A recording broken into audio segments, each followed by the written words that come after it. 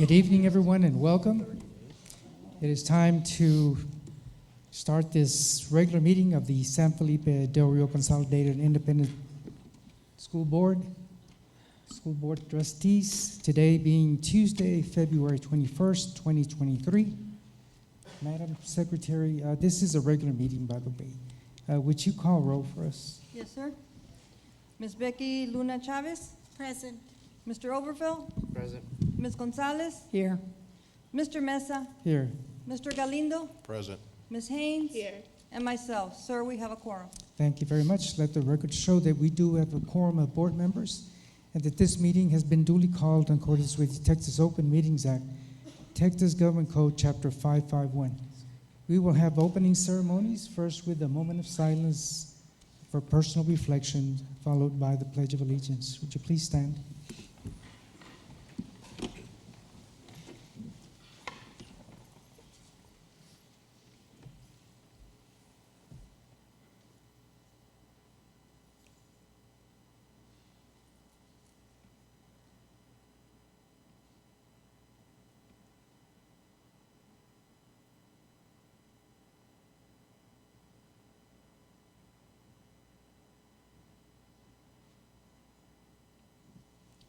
I pledge allegiance To the flag of the United States of America and to the republic for which it stands, one nation, under God, indivisible, with liberty and justice for all. Again, thank you so much for being here tonight. I appreciate your attendance here. We have a special recognition starting out with item 4 on the agenda, and I'll turn it over to Sandra Hernandez.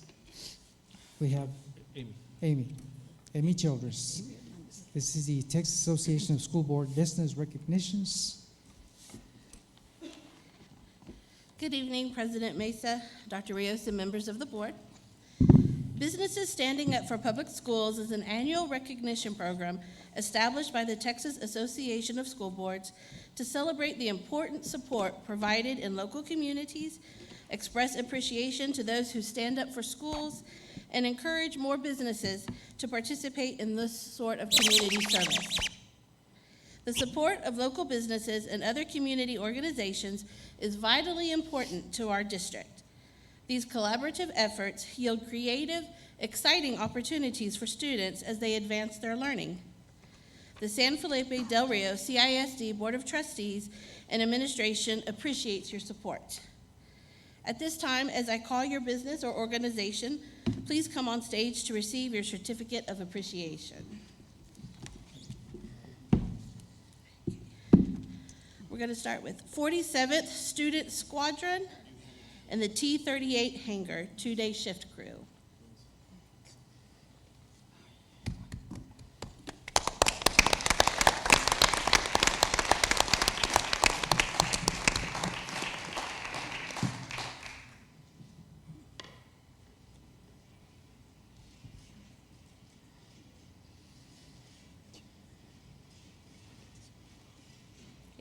'86th Flying Training Squadron and Laughlin Air Force Base 85th Flying Squadron.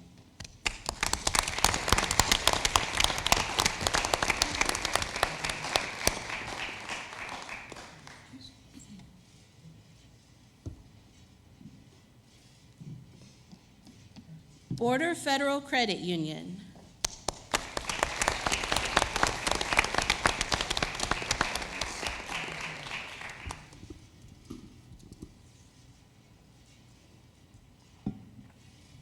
Brown Plaza Association.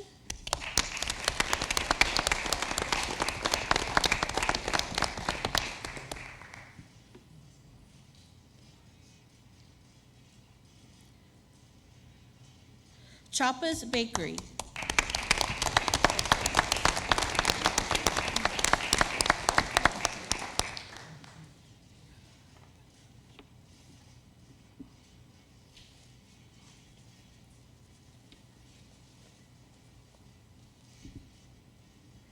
CrossFit Del Rio.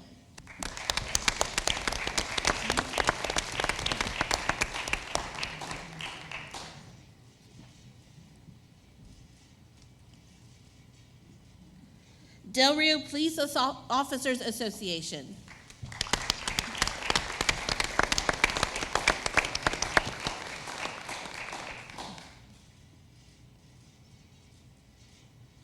Del Rio High School Class of 1984.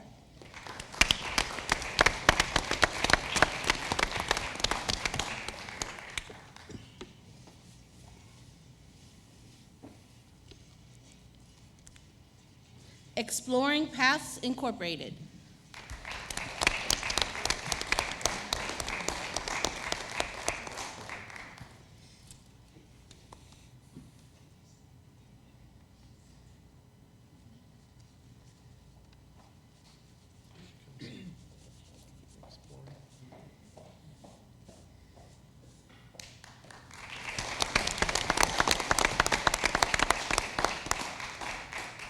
Itopia.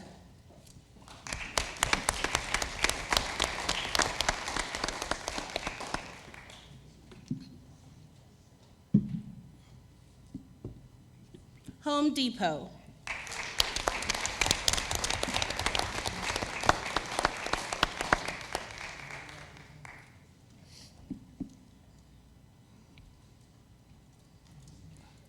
Marcy Zertucci Cast Designs.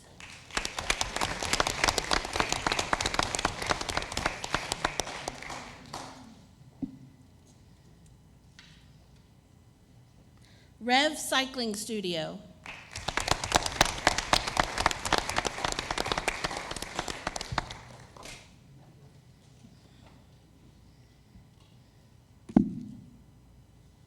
Rudy's Barbecue.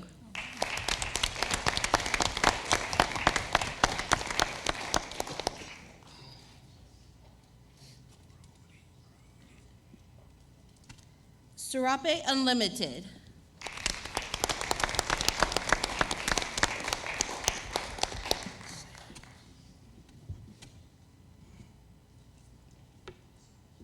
Sojo Cellar.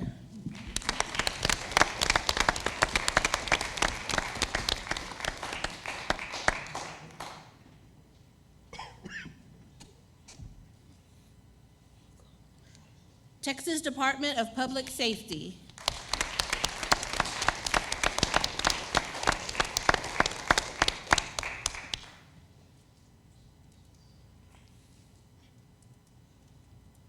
The Nail Studio.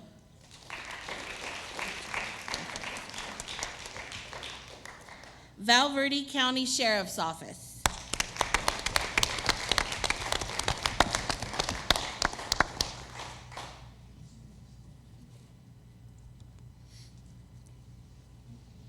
The Standard.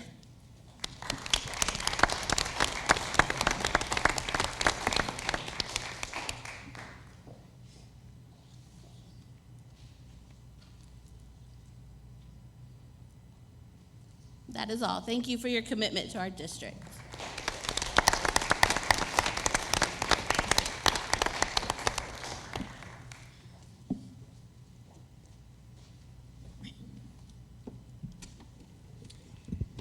Thank you, Amy. And once again, we appreciate every business, organization, and individuals that assist us throughout the year with donations and in-kind contributions.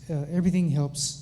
And we appreciate that, and that's just why they're being recognized, because throughout the year we have individuals and businesses that support every endeavor that we have here in our district. So again, thank you very much.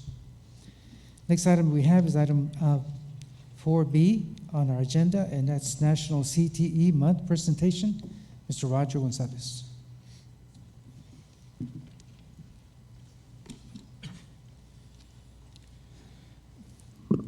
Good evening, Mr. Mesa, Dr. Rios, and members of the board. CTE Month is celebrated across the country every year and is dedicated to exploring and learning about the amazing opportunities and benefits of career and technical education programs. February is CTE Month, and this year's theme is Celebrate Today, Own Tomorrow. In our school district, the opportunities for students in CTE continues to grow with additional innovative and specialty courses, additional industry-recognized certifications, competitive and unique projects, and the additional of CT dual credit classes. There are student opportunities to develop skills, to be creative, to become college and career ready. In CTE, students will showcase their skills with opportunities to compete at the district, state, national, and even world arenas. Our CTE family is made up of 44 dedicated CTE teachers in 6 different campus locations, a committed support staff, and over 3,000 CTE students in 21 programs of study and in 12 national career clusters.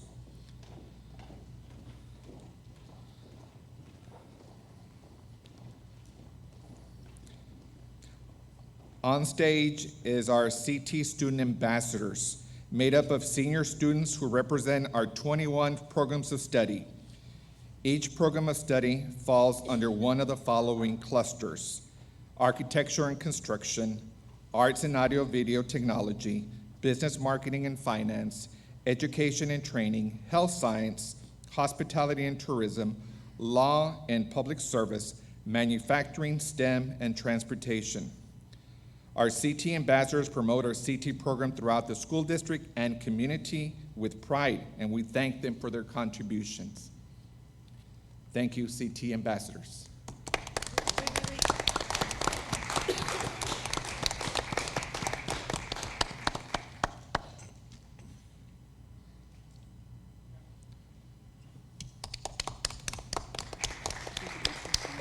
As a token of our appreciation and support for our CT programs, we are providing you with a student-created charcuterie board, specialized.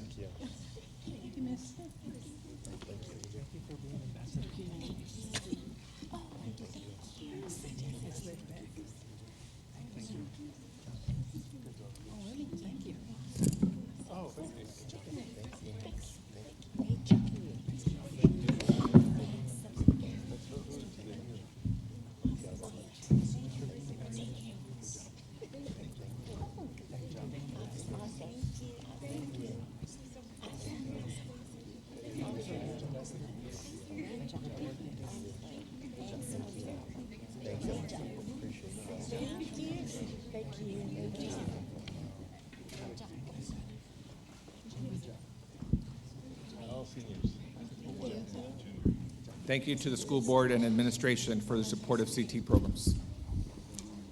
Thank you, Mr. Gonzalez.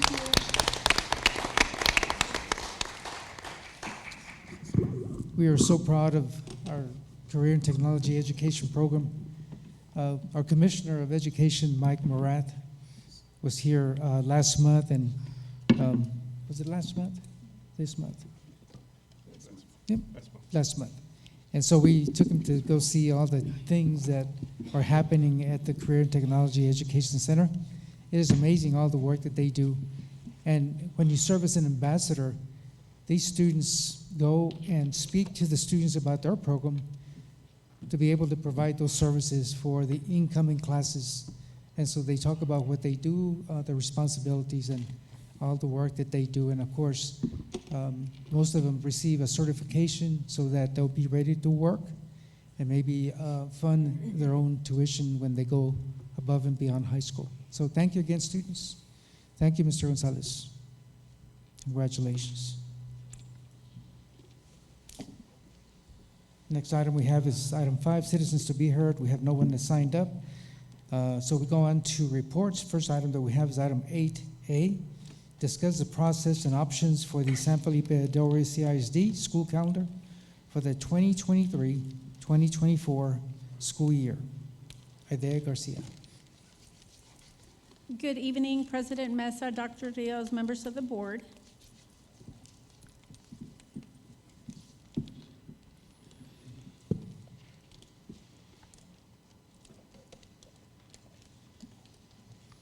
Every year, we bring together the District Planning and Decision-Making Committee to give us feedback for the school calendar.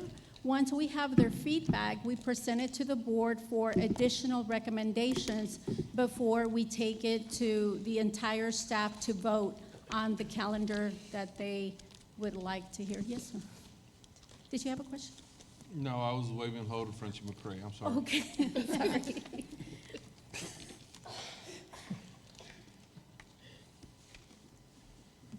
in your board packet is a copy of the presentation.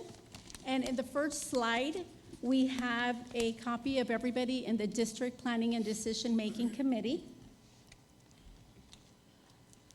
When we bring the committee together, we do discuss some parameters around developing the calendar, which the calendar must include 187 teacher duty days. It must have 75,600 instructional minutes. It can include up to 5 professional development days, but because House Bill 3 requires 180 instructional days, there's no room in the calendar for waiver days. We also include 2 bad weather days into the calendar. And again, we don't have enough bank minutes, so we did identify some days that are considered holidays. In case we need to make up those days, then we would come to work for instruction instead of having those holidays. The Education Code 25.0811 says that schools cannot start before the 4th Monday in August, but because we are a district of innovation, classes start the 2nd Monday in August. We also let the committee know that teaching staff usually recommends to complete the first semester prior to the winter break, and the 4 staff development days before school starts. And usually it's just 3 because we have a work day, and then also we have a day that is dedicated to convocation, and then also the other half day of that day is for meetings at the campus. So it's really 3 days of staff development days that we have. Now the committee did request to have 2 days of staff development and then 1 day of RTI. However, because every time that a certification is going to be renewed, we have to provide, the employee has to provide a proof of 150 hours of continuing education.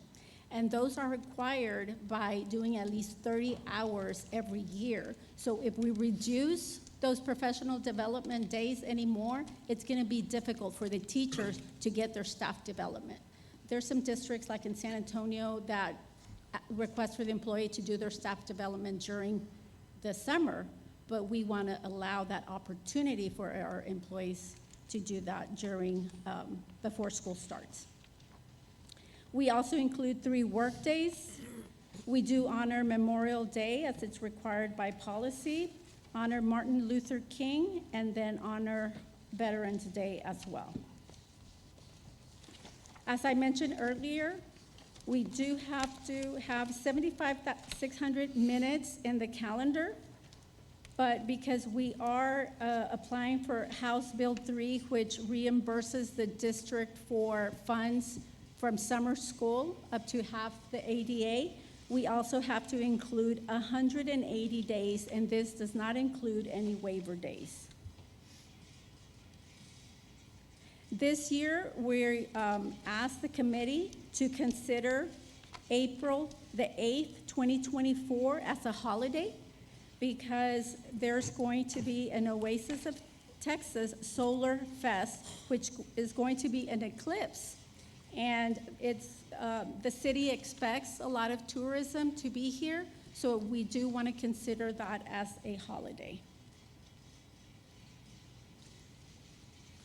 So these are some of the common components in our calendar.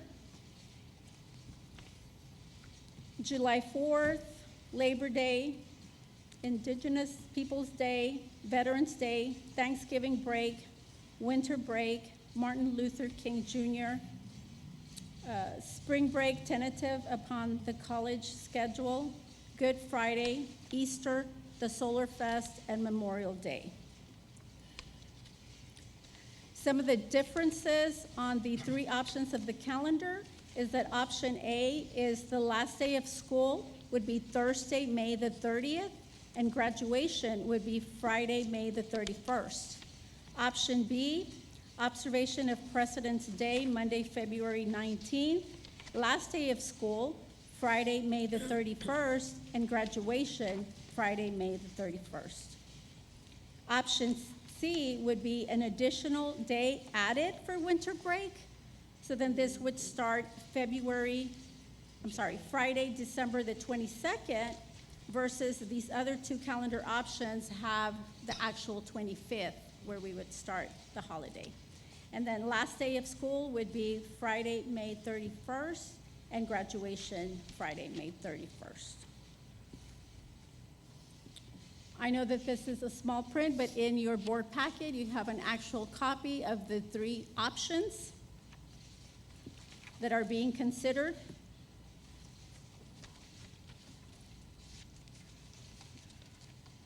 And at this time, if you have any questions or any other recommendations to these three options before we take them to the staff for their votes.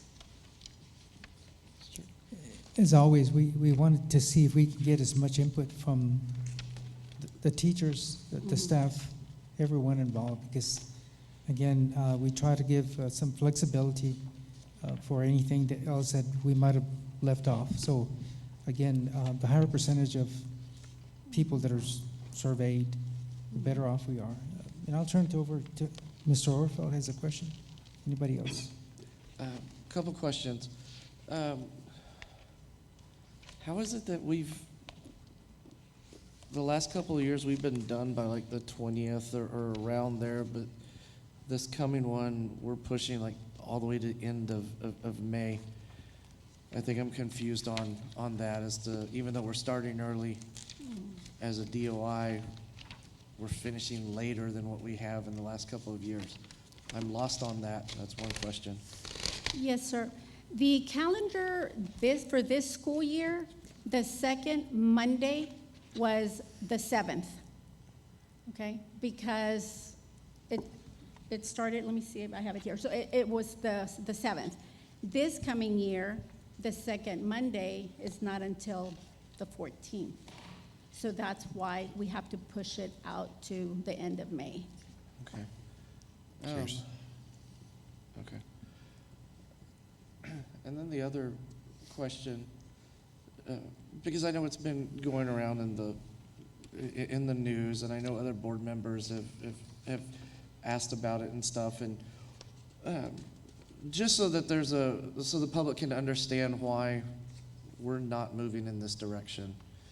The 4-day school year there, because I know a lot of tiny districts do it, and I know that we're much bigger than Winters ISD and stuff like that. So if admin could explain why, I guess that's much more difficult for us to do as opposed to some of these smaller ISDs, because I'm guessing they still have to follow the same minute guidelines, but somehow they're doing it in 4 days and having a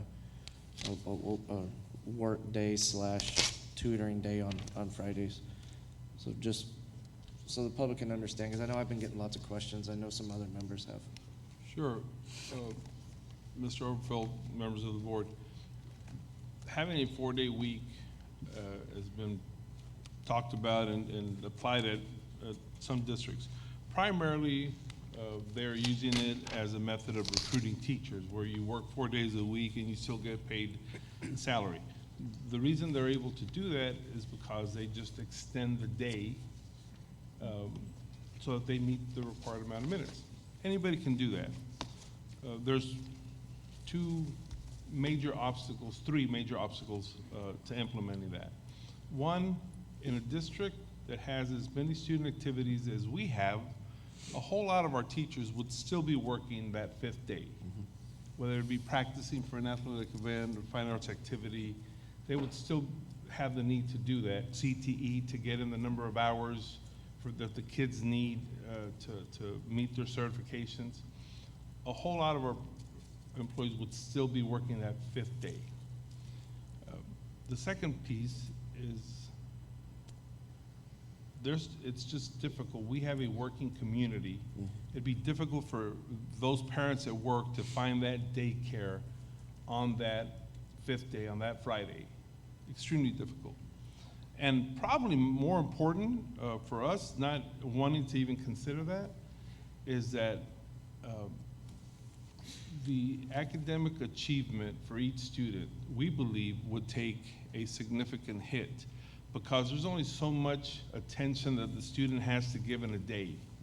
So we're extending that time where we want the student to be attentive, yet the standards aren't getting any easier. So we know the kids aren't going to be attentive for those extra minutes. But the standards stay the same. It doesn't make any sense. So for those three reasons, we would prefer not to consider. Okay, and I appreciate the clarification, especially for those watching at home or who will look at it later. Last thing I say is I like and of course it's up to the teachers and staff and everybody who works. Like Mr. Mesa said, everyone needs to give their input on it. I think given that Friday before Christmas break is a big thing because of how close Christmas is or next year, I think we'd see a high attendance loss anyway for people who are traveling, so we might mitigate that. Thank you, sir. Thank you for your comments, sir. Anyone else? Just Mr. my Lee? question would be, so y'all gonna send it out to all the staff, how fast do y'all get it back and get the results in for that, so there's enough time for them to plan, and the parents to plan? Yes, we give them 2 weeks, Okay. and then just to get everything ready to bring to the board for adoption in March. So in March then? Because I know that was one of the things that, for parents too, how fast they get that calendar back so they can plan accordingly to when they would want to come back to school or they finish out school if they plan ahead of time. So that was just my only question, how fast back could we get that? Yes, sir.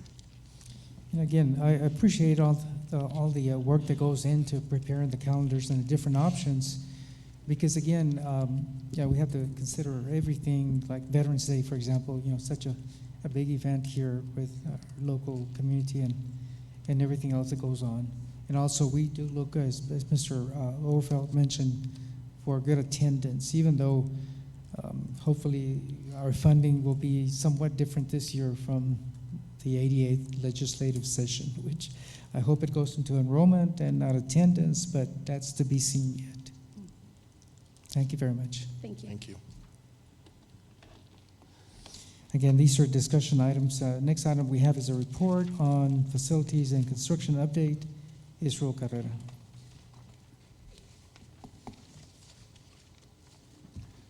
Good evening, Board President Mesa, Dr. Rios, members of the board. I'm sorry. Are we striking B? Yes, I'm sorry. Dr. Rios. I'm sorry. Thank you for Thank you, mentioning Mr. that. Cabrera. Mr. Mesa, our teachers had their students take their benchmark exams, and we wanted to make a report, but through the weekend, some teachers were still grading some of the benchmarks.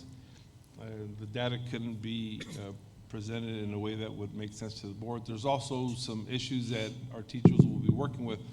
We all know that there is a new exam. The way our system records it, there are some questions, there's a problem with the way our system records it. There are some questions that might be worth 2 points. But if you get it not entirely correct, the state of Texas will still give you partial credit. You might get 1 of the 2 points. But in our system, when we transcribe the answer code to DMAC, if it's wrong and you get no points.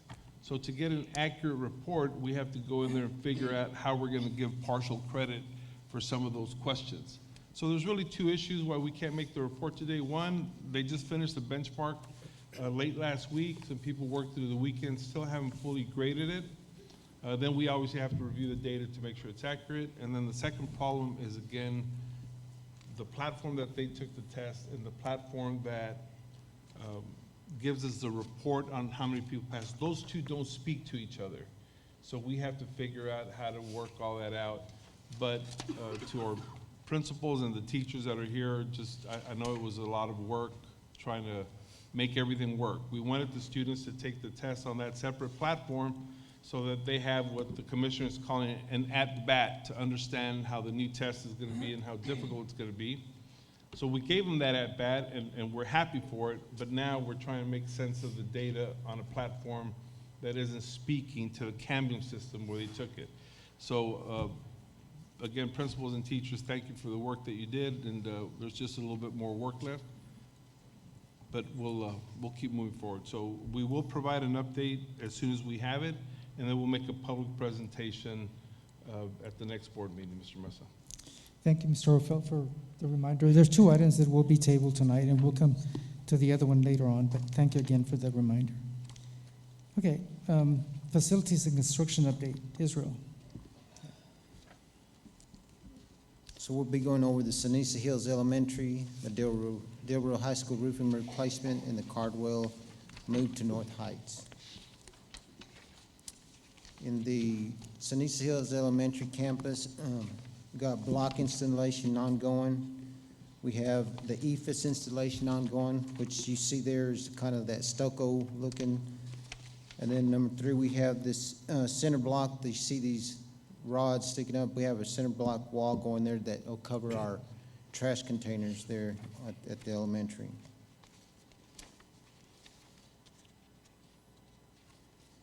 So this is one of our classrooms. We have approximately 50% of the classroom have the first coat of paint. Electrical and plumbing and HVAC continue to progress. The drywall installation is ongoing. It's approximately 85% complete. And then we have the interior installation ongoing, which is approximately 99% complete. The Del Rio High School roofing is, the demo's completely done. They're 99% complete. They'll have the inspection tomorrow, so they should be all done tomorrow. Then the Cardwell move to North Heights Elementary. We have the following. We have the exterior paint. The paint has been ordered and painting scheduled for March 13th and should be completed in May 15th. Additional circuits for sinks, work ongoing during the weekends. Portable sinks added to the classrooms, ordered and scheduled for June delivery. Replacement of toilets ordered and scheduled for May delivery.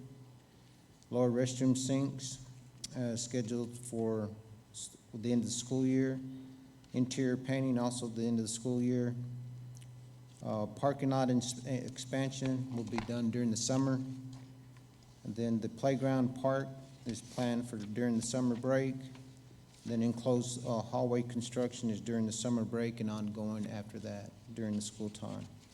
Then the new furniture will be taking place between July 17th and July 30th, 2023. Any questions? Board members?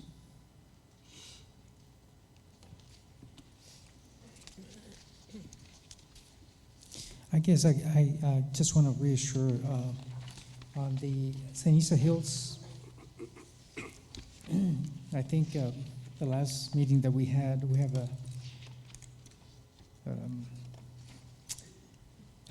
change of order, work order, but we added some addition. Dr. Rios, some funding, additional funding?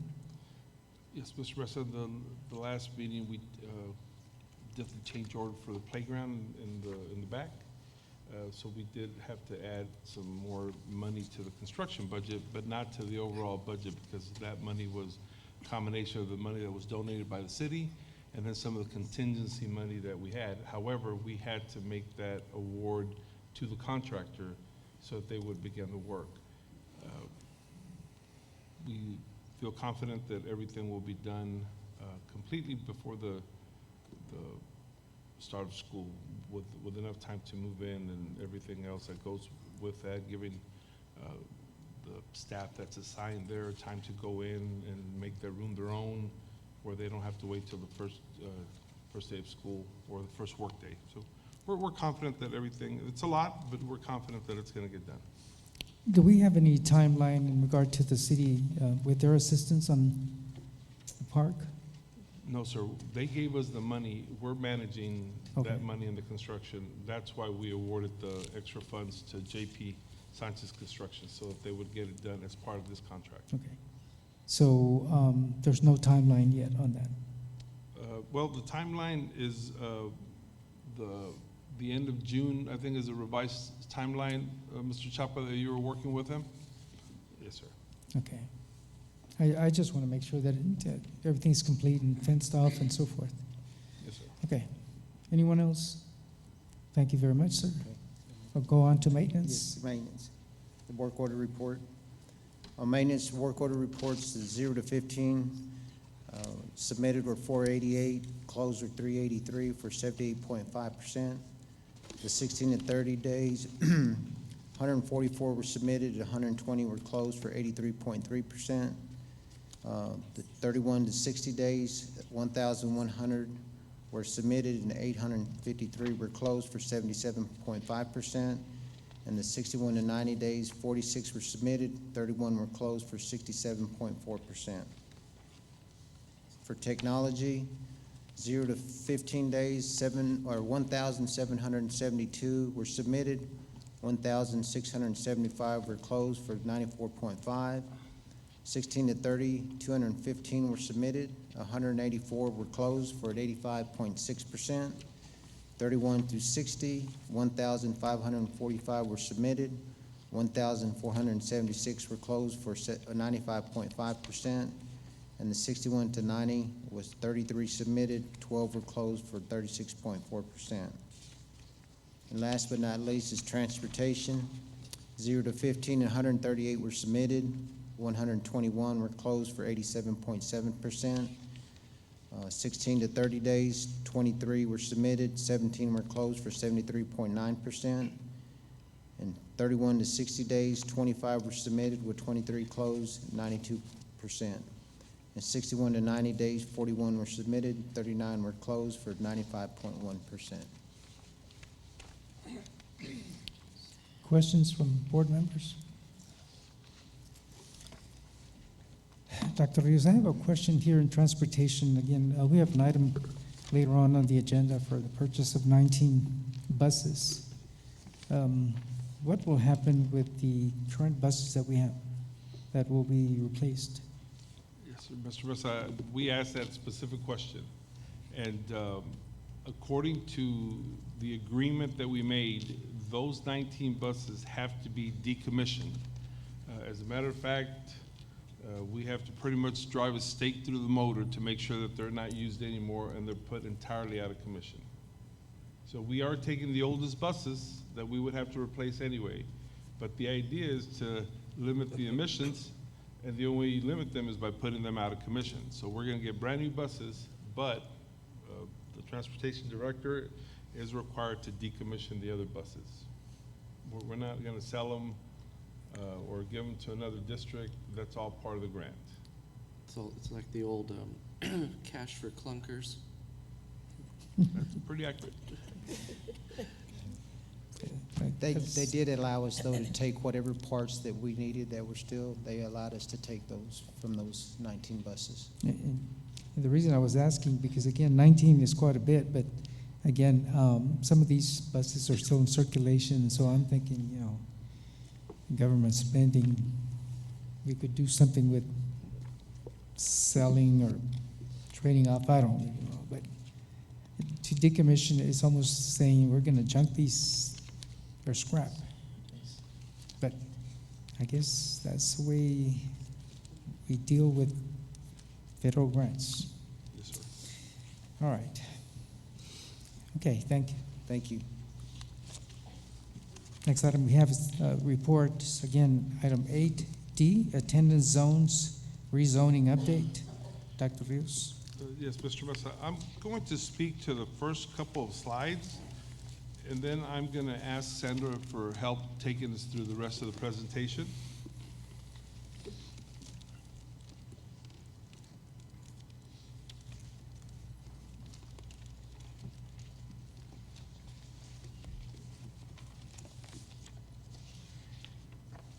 I'll tell you what, Sandra, help me out. Just Sure. do the first one, and I'll speak to the second and third. So I third and will. fourth slide, and you take it from there, okay? Yes, sir, I will. Good evening, Mr. Mesa, Dr. Rios, and members of the board. What you have on this slide is the board policy with regard to school attendance zones. And the board policy indicates that the superintendent establishes the school attendance zones that will provide for an equitable distribution of students across the district.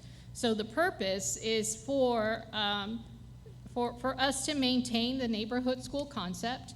It's to eliminate overcrowding, simplifying attendance assignments, allowing for future growth, and keeping distances traveled by students as short as possible, and minimizing student transportation, and then finally allowing campuses to house students safely and to provide adequate student services to all our students. So we do have board policy that speaks to the attendance zones, the school attendance zones. And now with the development of, we have a new school that's just on the horizon of opening up in the fall. It's time for us to start thinking about school attendance zones. And this is the policy that speaks to it. So we did engage with the demographer, if you recall, a few months back, in anticipation for the zone study. We took a look at the school zones. We met with Zonda Education. And in looking at the district, we had to look at a couple of things. We had to look at the projected enrollment patterns for each school, and we needed to look at the student demographic information. So looking at this chart, looking at the very top line, you see the student count by zone. So working with the demographer allowed us to look at the school attendance boundaries and then start adjusting them so that we create a balance. If you go back to the policy, it's about equitable distribution. And that was our main priority, is to begin with that idea so that we would have an equitable distribution. And you'll see at the very first row, you'll see with this distribution, we were able to manage Ceniza Hills at 531, Buena Vista at 577, Lonnie Green at 650, North Heights, which is a pre-K, is anticipated at 650, Garfield 661, Calderon 613, Lamar 618, Ruben Chavira 585, and you see Bobby Barrera with 67, but I want you to think about that as we have our military families PCSing in and out of the base, you're going to see this enrollment number jump to about 150, or at least close to 150. So we'll see that over the course of the summer. Pretty much at the beginning in the spring, we'll start seeing some movement with that particular campus. The line underneath it is just kind of giving you a general idea of the building capacity and then the LEP count. And so I'm going to swap over to, or ask Dr. Rios to talk a little bit more about the LEP population. Thank you, Sandra. The next slide depicts the population by attendance zone right now. I wanted to just share with the board that over the past few years, we've had bilingual academies at Garfield, Lonnie Green, Buena Vista, and Chavira. If we look particularly at the beginner and intermediate numbers, we see the larger concentration of students at Garfield, Lamar, Ruben, Chavira, and Lonnie Green. The students are there and they live in that attendance zone. What we want to propose moving forward is that we no longer bus kids from one side of town to the other, but instead build up the bilingual academies at the campuses where they're at. Besides saving them on time for transportation, we will be able to see the students progress from beginner all the way to advanced high at the same campus. Garfield, Lamar, Ruben Chavira, and Lonnie Green would be the natural bilingual academies where we would put the same resources in terms of the instructional aides and the bilingual strategist. We have a fifth strategist that would primarily spend their time at Calderon. We would also provide some instructional aides at Calderon. And then we would look to support Buena Vista and Ceniza Hills primarily with their beginner and intermediate population. But that would be a change from what we do, what we're doing right now, but the way we've balanced the numbers really allows us to do that, and that's something different that we want to do this coming year. We can have questions now or afterwards, Mr. Mesa, when we're done with everything? I guess we'll wait for the end of presentation. Okay, thank you, sir. Okay. So I'm going to draw your attention on your laptop. You have the attendance zones are downloaded by campus, and this will allow you to click on the PDF and then zoom in and zoom out as you wish as I'm going through the presentation. But this first one is just giving you an idea as to the process that's involved for the attendance zone study. So our first consideration is to consider that early college, your ECPK program from Cardwell to North Heights. We had to think of them first and what that transition looked like, and then look at the redistribution of students, elementary students who are attending North Heights currently, and place them in the surrounding campuses closest to the proximity of their residential area. So we use that as a two-step process first. And then that second consideration, that next level consideration, was then adjusting and redistributing the remaining elementary students equitably in accordance with their attendance zone. So we started with PK, then North Heights, and then looked at the remaining campuses, and then looked at boundaries, and then made those adjustments. And again, the key thing is equitable, to be able to be as close as equitable as we can possibly can. The first campus is your Sanisa Hills Elementary, and you'll see that what we've done is created a border around the area that will give you a general idea. And so the Sanisa Hills attendance zone encompasses the area north of Crestline onto Bedell Avenue. I'm gonna try to see if I can get this zoned in. Whoops, it's not gonna work with me, but it'll work with yours because yours is, this is on a PowerPoint. Yours is, you can actually manipulate it. So the area north of Crestline onto Bedell Avenue and 17th Street, east of Veterans Boulevard, and then north of Chevrolet Drive and Amistad Boulevard, east of Kingsway, and then north of Quail Creek Drive.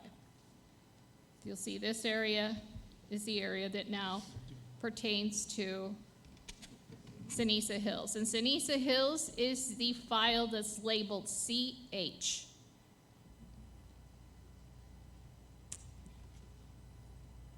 Give you a little chance to take a look at it.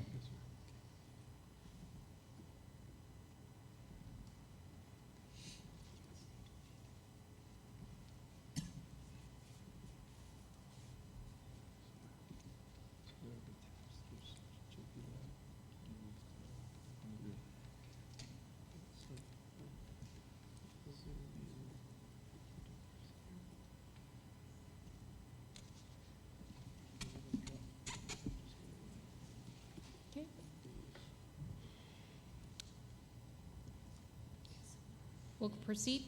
Okay, so let's take a look at then Buena Vista Elementary. Now we see this attendance zone has then been shifted.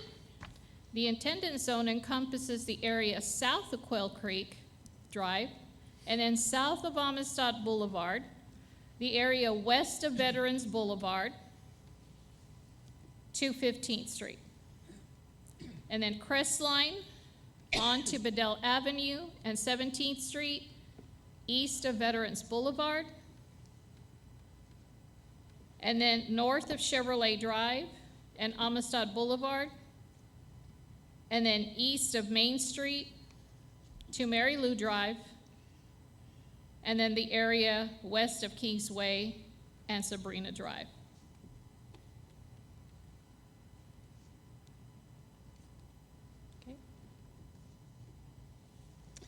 The Lonnie Green Elementary attendance zone encompasses the area west of Veterans Boulevard from 10th Street to 17th Street, and the area south of Sabrina Drive and Cantu Road. It encompasses the Ciénagas Terrace residential area to the Duck Pond and Hilda Circle. It's just a slight adjustment here.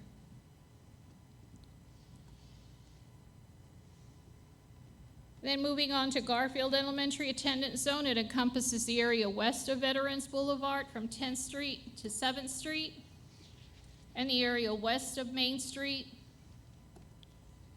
to the Industrial Park neighborhood, and the residential area surrounding Garfield Elementary south of the railroad tracks and west of Main Street.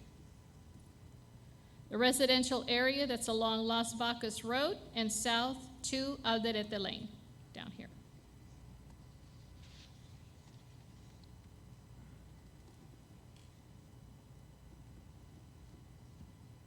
The Dr. Fermin Calderon Elementary attendance zone encompasses the area east of Veterans Boulevard from 17th Street to 7th Street, and the area east of Bedell Avenue and north of US Highway 90 East.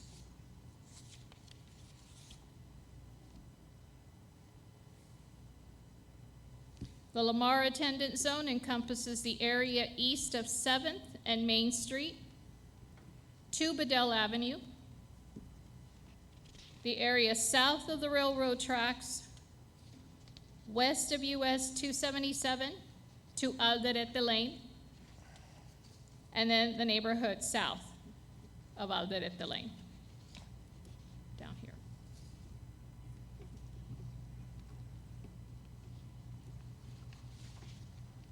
The Ruben Chavita Elementary attendance zone encompasses the area south of US Highway 90 East and east of US Highway 277 South, and the neighborhood south of Garza Street and west of San Felipe Memorial Middle School.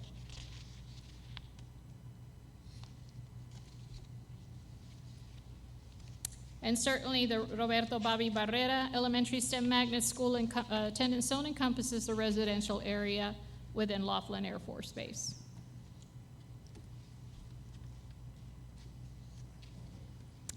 Okay, questions? Dr. Rios? Sorry. Senator, appreciate all the work that you helped us do on this.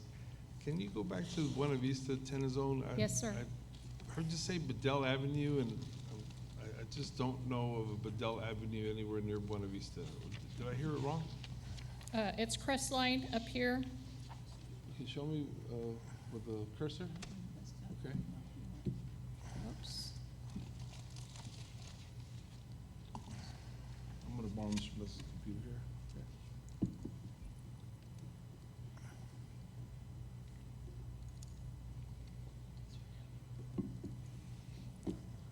This one's gonna give me a hard time.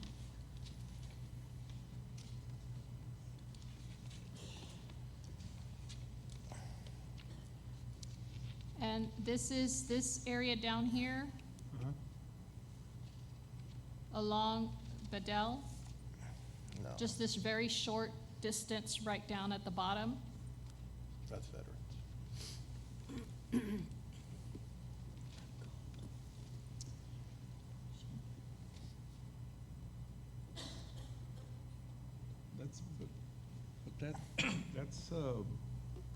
That's Avenue F. Yeah, that's veterans. Bedell's gonna be further Yeah, east.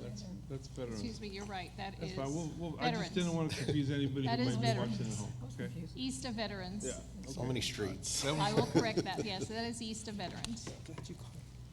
yeah, that was it. You know, the maps are correct. Our descriptions, we That missed- description is yeah, but the incorrect. maps are correct as they're depicted on there.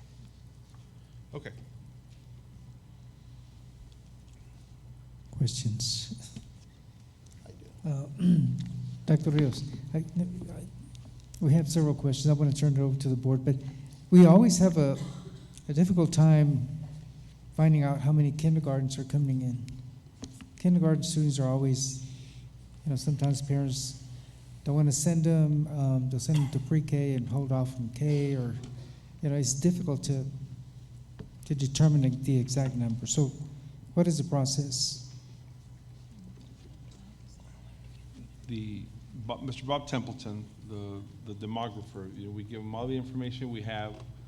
He also does the, what's that thing we do every 4 years, Sandra? Now I'm short on words. So we do a demographic study, but we also do The census. The census, there's right. census data he's available. So he tries to gather as much as is available to make these predictions. The kindergarten numbers very well might be off by a handful of kids, but not drastically off. And every campus always sees a difference. One year they might have 4 classrooms for kindergartens, and the next year they might have 3 or 5, depending on the size of the campus. But it's always manageable. Okay. There are several questions that come to mind. For example, Kelly Ranch, subdivision that's being developed on 277. Lots are going up for sale. Don't expect too many people to move out in that direction, but things to consider with the planning and zoning. And then the other thing is, just want to make sure that there's room in case, as I mentioned, kindergarten, that we have 50 more students and we need another classroom, that we're not maxed out in regard to the planning zone maps. So, Dr. Rios, there will be some additional classrooms that are going to be available for Yes. growth? Mr. Mesa, Sandra, can you go back to slide number 3? So if we look at slide number 3 and we look at the building capacity, we don't have a building capacity for Ceniza Hills, but I know for a fact that we model Ceniza Hills after Garfield. So the building capacity there will be at least 850 students. Mr. Chapa? Okay. So if you look at the difference between the building capacity and the current student count, you'll see that everywhere along the ways, except for Lamar, which we know that's landlocked, there's plenty of room for growth should we need 5 more classrooms. Okay. So we'll now obviously it'll always take adjusting staff, but there'll be room for them, and we've ensured that every classroom at every building has appropriate furniture. Okay. Now, I'll turn it over to Mr. Galindo. I had a question. Just to clarify, so then in the attendance zone study, Dr. Rios, the lab count, that's included in the student count by zone already? Yes, sir. Okay, so it's not 531 plus 76, okay. And then the other thing is, in this study here, and it's a really good job, and I know a lot of work went into it, but is there a way that they were able to give you data as far as the mileage, about how far? Because, I mean, I'm looking, and I'm going to use an example here, and I know it's not final, like Lamar. You may have kids in this Miguel Angel, Greenway Lane, and so forth, and the mileage to get to Lamar looked pretty far. And so was that taken into consideration? Because they may be closer going to Lamar, based off of mileage, and if we're trying to do it by the close proximity of residential area, did they give you more or less, a mileage demographic on that? No, sir, not in this study, but in the previous studies we did do for transportation. Mm-hmm. It's something that they could very easily do. The main focus was on the proximity to the campus, so they did study that, but they didn't give us a report. The second piece was on keeping the numbers the same across the elementaries. Okay. But we will get a description of the distance, because transportation needs that to be able to guarantee transportation to anybody who lives 2 miles outside of the school attendance zone. Radius, sir? Radius, yes. Okay. And then I think Mr. Mesa pretty much answered my question when we're looking at the amount of kids to the size of the school and the amount of rooms to account for, the extra rooms, or we've had some rooms that just completely maxed out the amount of rooms they had and they didn't have any storage, they didn't have anything. This would pretty much take care of some of that as well, then, based off what you're looking at initially with these numbers, you think? Yes, sir, with the exception of Lamar. Lamar may have They're almost at capacity. 1 or 2 rooms, but they won't have many more rooms left. Okay. And then if I may ask, Mr. Hernandez, would it be possible to get the numbers of what the student count was this year and what the new ones would be, so that way we can have that included, please? We can begin to prepare a report for you. Yes, sir. Thank you. Mr. President, can I do something real quick? Sure. Where is, God, I don't want to pick, no, she's not here. I'm going to pick on Ms. Pond. Ms. Pond, what's your current enrollment this year? 765? Okay, so we're reducing our larger campuses by about 100 students. And I think Buena Vista is a little bit bigger by a handful of students. But we'll definitely get you that report, sir.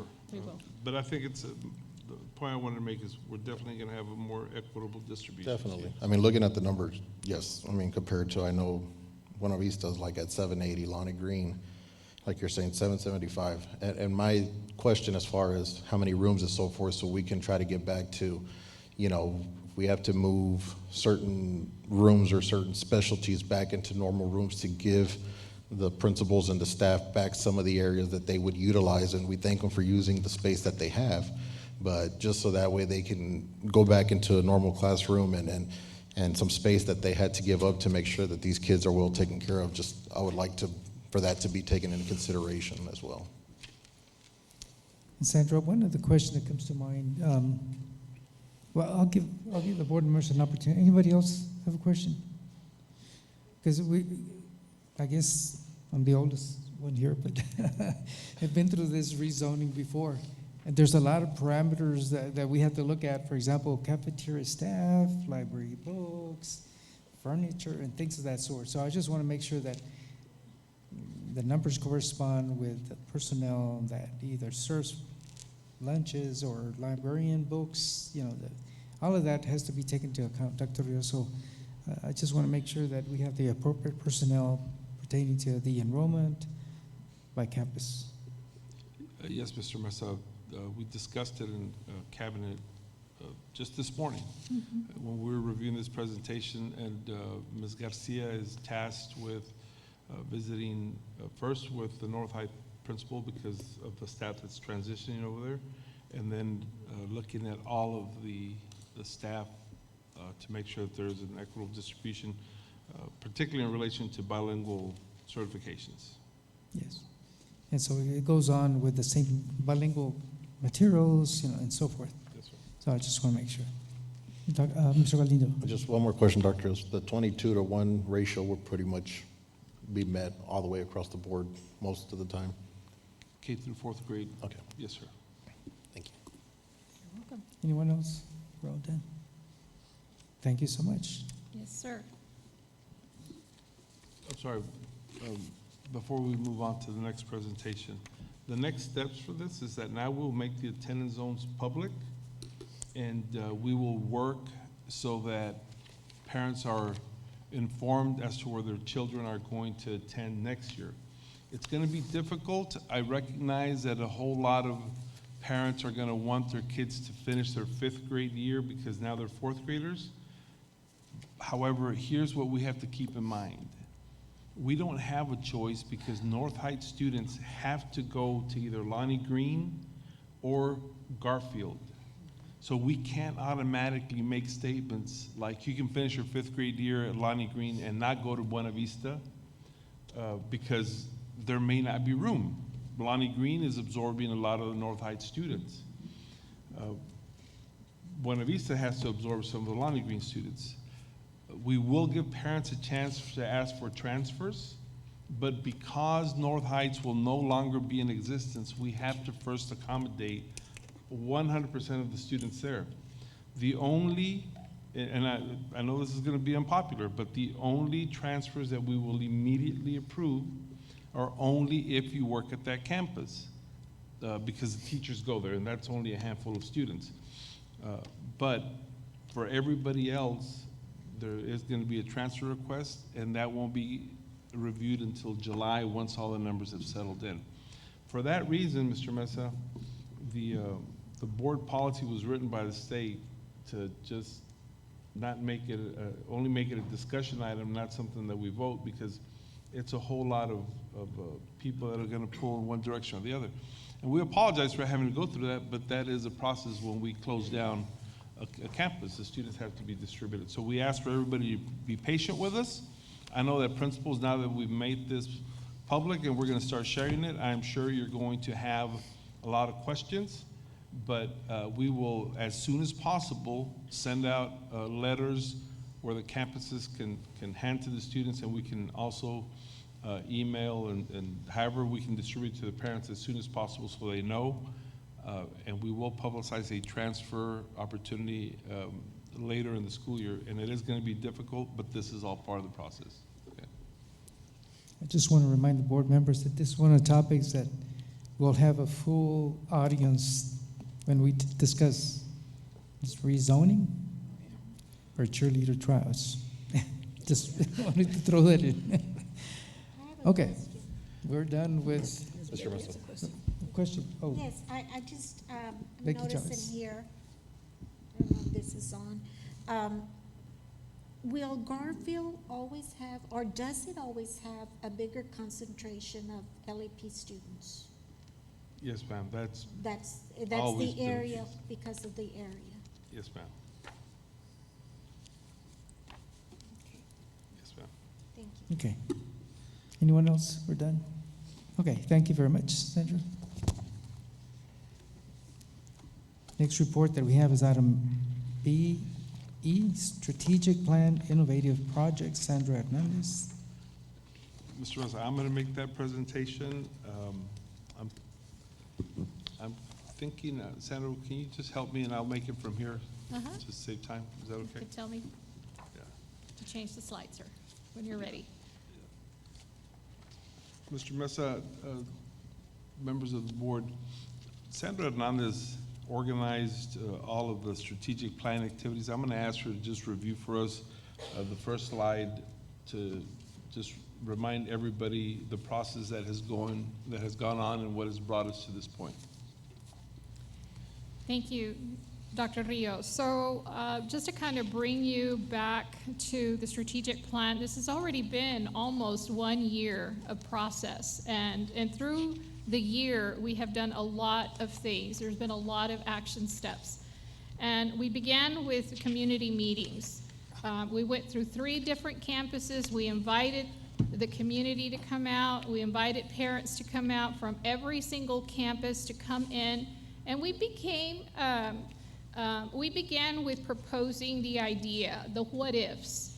And in that, in these meetings, it created a dialogue between parents, teachers, and of course administrators. And this was a very fruitful piece because in that piece, it opened the opportunity for our community to begin to share how they feel about how the ideas that we have, and certainly they appreciated that we included them in that involvement process.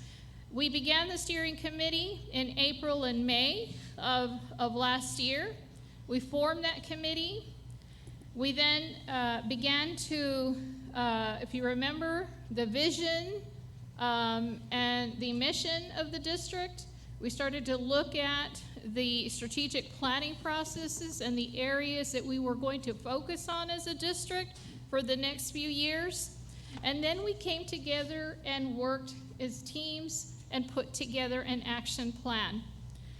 That action plan was developed in May and June. There was a lot of work, a lot of participation. Again, we invited community members back to work with us. Students worked with us, and as well as our teaching staff and our administrators together working on an action plan. We brought this plan to you for adoption in a board presentation in August at the start of the school year. We then rolled up our sleeves and got to work with it. And so the innovation committee meetings began. They started to have discussions and started to talk a little bit more in detail about the things that needed to happen in order to work with the innovative programs. What needed to happen? What do we need to do? What do we need to be able to move forward with it? So those discussions happened, and then we rolled out another parent survey. So at first, we met with a select group of people that came in face-to-face back at those community meetings, but now we rolled out a survey to all of our parents, from elementary, your K-1, 4th, 5th, and then middle school. And we asked them, what do you think? And so we had a great turnout. We launched that thought exchange survey in December. We had our innovative teams, committees go and conduct site visits, go visit other schools where these programs are at to get to see what it looks like and what it could look like here in our school district. And then we came together and did a debrief. And so I will tell you that parent feedback was critical and supportive. And it basically said, we're on the right path, we're moving in the right direction. They're very appreciative of the innovative processes, the innovation and the opportunities for their children moving forward, and they're really excited about what's about to happen next. So this is pretty much in a nutshell the progress timeline of what has happened leading up to this point. Thank you, Sandra. For the rest of the presentation, we want to talk about the elementary STEM program that we want to launch, the dual language program, creating a new tech middle school, a new tech high, and the P-Tech program that for all intents and purposes is already moving forward. First, let's talk about the elementary STEM.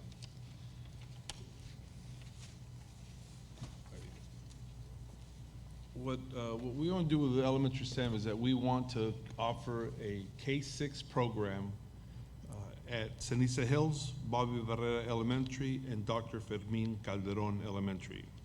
We want to begin this coming year with a kinder and first grade cohort. The cohort wouldn't be any larger than 2 classrooms per grade level per campus, and we would be using locally developed curriculum that would be in alignment with TA's Texas STEM education framework. The reason we want to start out small is because it's going to be a lot of work in developing the curriculum, supporting it through our dashboard, through our resources, and training the teachers. Obviously, we have to gauge how much student interest there is, but based on the survey, there was just a whole lot of interest. I want to make clear that students that attend any one of the schools, except probably Bobby Barrera because it's just a 1 classroom campus, just because you attend Ceniza Hills or Calderon, you're not automatically in the STEM program. Everybody would go through the application process. For the dual language program, that's a K-5 program. That would be first located at Buena Vista, and based on the interest, we would also locate it at Lamar Elementary. Again, 2 classrooms per grade level, and it would be a locally developed curriculum that's also in alignment with TA's effective dual language immersion framework. That framework, however, hasn't been fully published, but we think it will be in the next couple of weeks. New Tech Middle School. The New Tech Middle School is going to be at San Felipe Memorial Middle School. It's going to be a 6th through 8th grade program, and it would begin here in August 2023. However, for the first year, it would be a school within a school. It would just be a smaller cohort of 6th grade students that would be at that campus along with their fellow 6th grade students. Project-based learning, also based on the TEKS alignment with TA's Texas STEM education framework. And in the next few slides, I'll come back and talk about how the campuses would transition. And then a New Tech High School, the New Tech High School, think of the concept of the early college high school. It is a campus onto itself. And this would be a 9th through 12th grade program, be approximately 150 students per cohort. It would not start until August 2026. The reason that we would start that program is because at that point, we would have fully launched the New Tech Middle School. And it's not that just those students that went to New Tech Middle School would transition to New Tech High, but it would definitely give us the time to appropriately build that program because it is a whole lot of work involved that has to be done by the people in the district. Same curriculum based on the STEM education framework. Now the P-TECH at the high school, it's not a P-TECH high school, but it's a P-TECH at the high school, 9th through 12th grade. The freshmen, the class of 2027, 25 to 30 students. That process is already, we're already working to implement that with the teacher certification, so we're excited about that. Now, I want to spend some time talking about the transition because it is a little involved and it does take some decisions that have to be made here in the future. So first, for San Felipe Memorial Middle School becoming a New Tech, it could be New Tech Middle School at San Felipe Memorial Middle School, or San Felipe Memorial New Tech Middle School. This coming August, New Tech Middle School would be launched as a school within a school concept at San Felipe Memorial Middle School, 6th graders, cohort 1, year 1. The following August, New Tech Middle School would expand and enroll 6th and 7th grade students, which would be cohort 1 and 2. At that point, the remaining 6th grade students would no longer attend San Felipe Memorial. We would have to either transition them to Del Rio Middle School, which at that point would be a lot smaller, and through construction we could create a separate 6th grade division, which would be in line with the 6th through 8th grade middle school concept across the state, or we could consider expanding elementary to include K through 6. That's something that we have a year to discuss with parents because we know that we can create a safe environment for the students at Del Rio Middle School for 6th grade students, but we want to make sure that we have enough buy-in from everybody. If not, we want to look at the other option. But it would be a much smaller Del Rio Middle School as well. Okay. Then in August 2025, we'd have a full cohort of 6 through 8. San Felipe Memorial Middle School would be a 6 through 8 middle school, and hopefully Del Rio Middle School would also be a 6 through 8 middle school. Again, we'll spend ample time talking with parents about that preference. Now for the freshman campus, becoming a New Tech High School, in August of 2026, we'd have cohort 1 and the freshman early college high school students. Early college high school students at the freshman level already attend the same campus. And then Del Rio High School in that year would become a 9th through 12th grade campus that would serve first-year freshmen just the same. Then the following year, we now have 2 cohorts and the early college high school, the 3rd year, 3 cohorts, and then in the 4th year, it's a standalone high school that would operate pretty much the same way that early college high school operates. Still participated in all activities at Del Rio High School, whether it be band or athletics. Everything would still be central to Del Rio High School. Now, we've done a whole lot of work, we've visited a lot of sites, we've had a whole lot of discussions, but now we need to begin seeing who the first cohort of students is. So we want to begin advertising the plan. We want to make a presentation to all campus staff.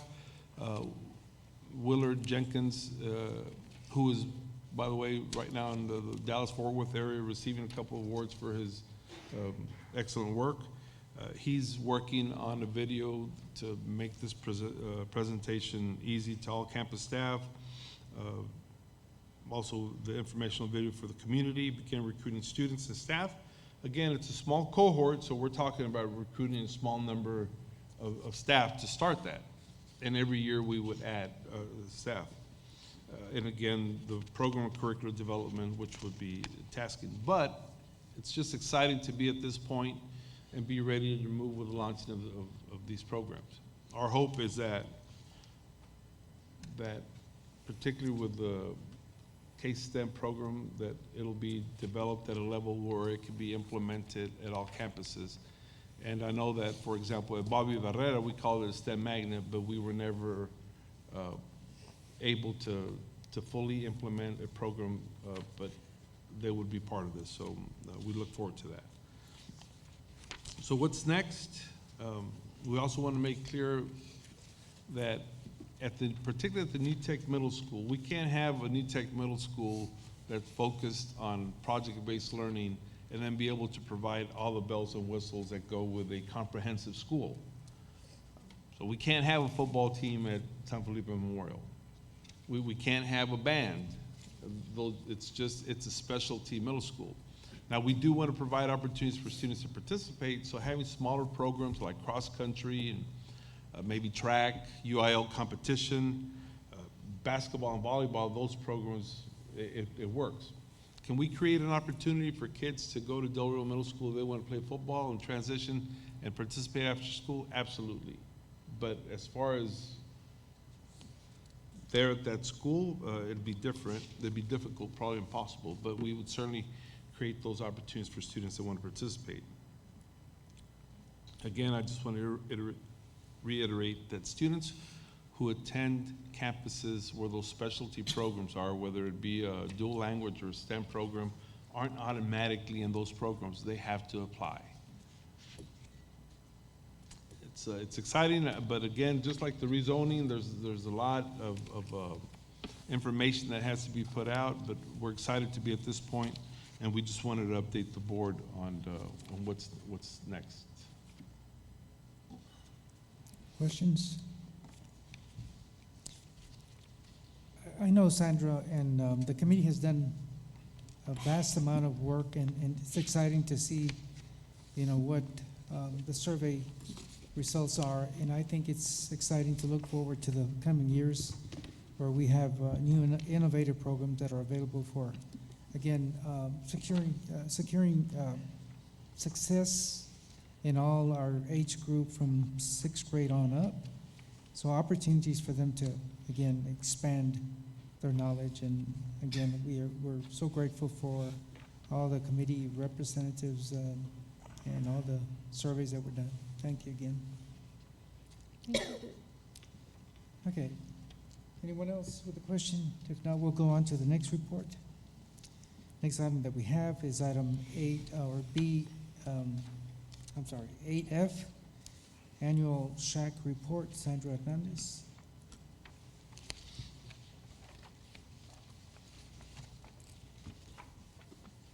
And good evening once again. Mr. Mesa, Dr. Rios, and members of the board, I am providing to you this evening an annual board update for the SHAC committee, which is the School Health Advisory Council.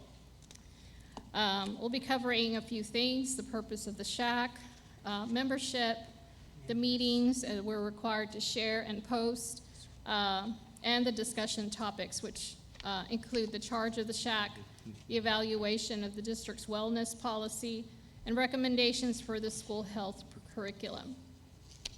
So the purpose of the SHAC is established in accordance with board policy BDF, and it's to ensure that we present our community values. They're reflected on health education in our district. So the mission of the SHAC is to promote student and school employee wellness. It's to advocate for a comprehensive school health program, and it's to serve in a health advisory capacity to the school board. These are our members, and so our committee members have been very, very supportive over the past couple of years, and they are now finishing up the end of their second-year term as SHAC committee members. So we will be coming forward here later in the spring to present new board members for the upcoming school year. But they do a tremendous amount of work. They go over the wellness policy with us and provide us with some advice moving forward. So here's what we've been talking about over the course of the year. We needed to prepare. In 2021, we were advised that we needed to prepare for new health education TEKS. The TEKS needed to roll out. And we needed to promote student mental health, such as the Del Rio Cares Initiative and other support services that we offer in our school district, and increase parent and student awareness of the dangers of drugs and vaping in schools. And so these were three of the priority topics that our SHAC committee wanted to prepare for during this school year. The other part is we're required every 3 years to conduct a triennial assessment, and that is a compliance assessment, and basically we review the wellness policy that was developed by the SHAC a few years ago. In fact, this is the 3rd year. And we look at parent surveys, and a parent survey was launched at the end of last school year.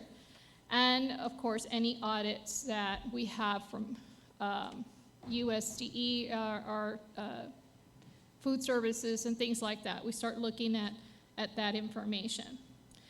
We do a SHAC review and a debrief of the actual audit. We start looking at it, and then they provide us with recommendations moving forward. What is it that we need to prepare for and adjust for the coming school wellness policy, because it will need to be updated. So the recommendations for improving the wellness policy are, of course, adjusting the language in the policy pertaining to school fundraisers in alignment with the USDE standards, and implement the health curriculum in grades K-8 in alignment with the new TEKS requirements. At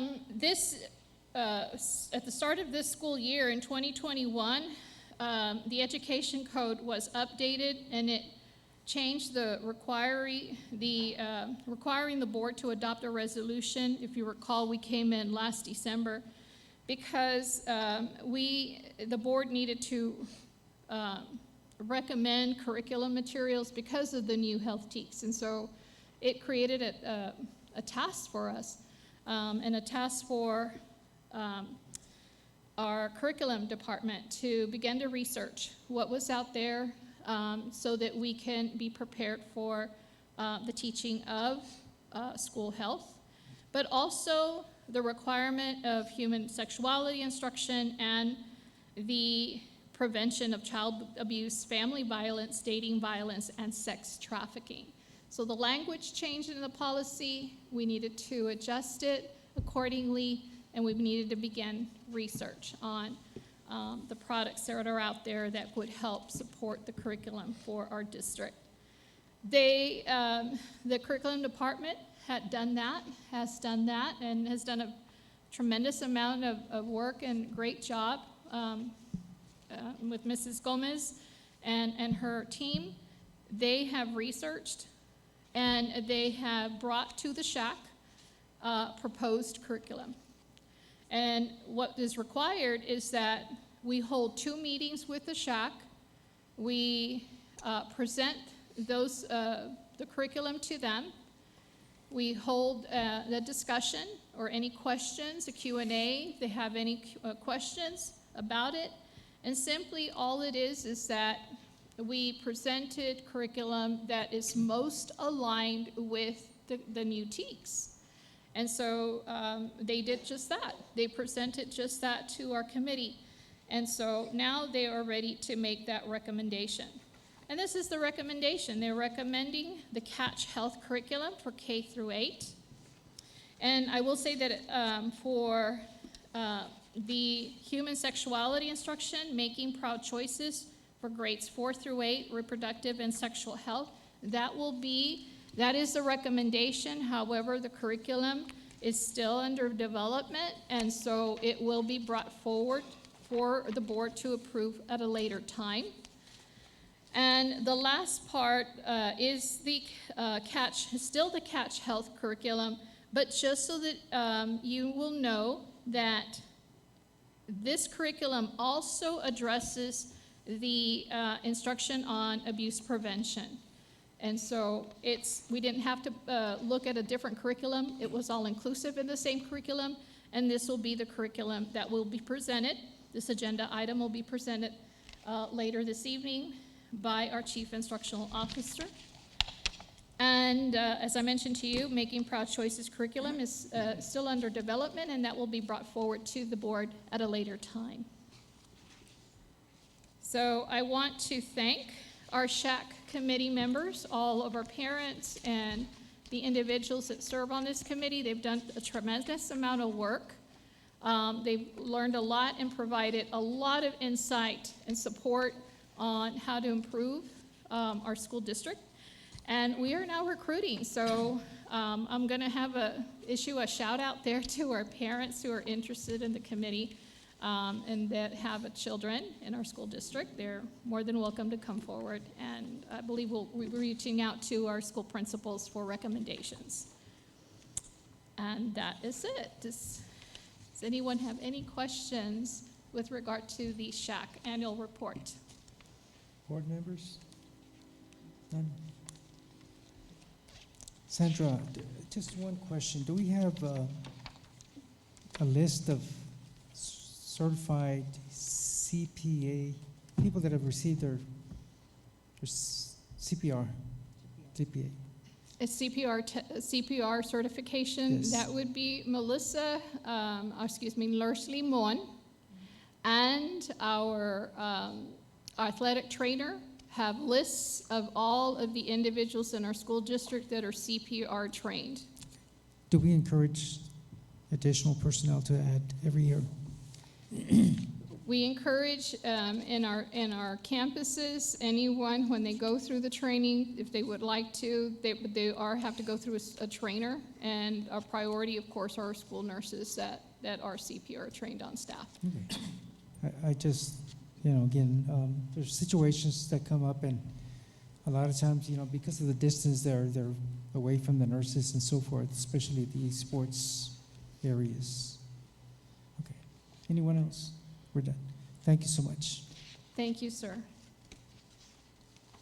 Okay, next item we have is item 9 on the agenda. It's a consent agenda. Again, one action will approve all items on the agenda. Dr. Rio, you have a question?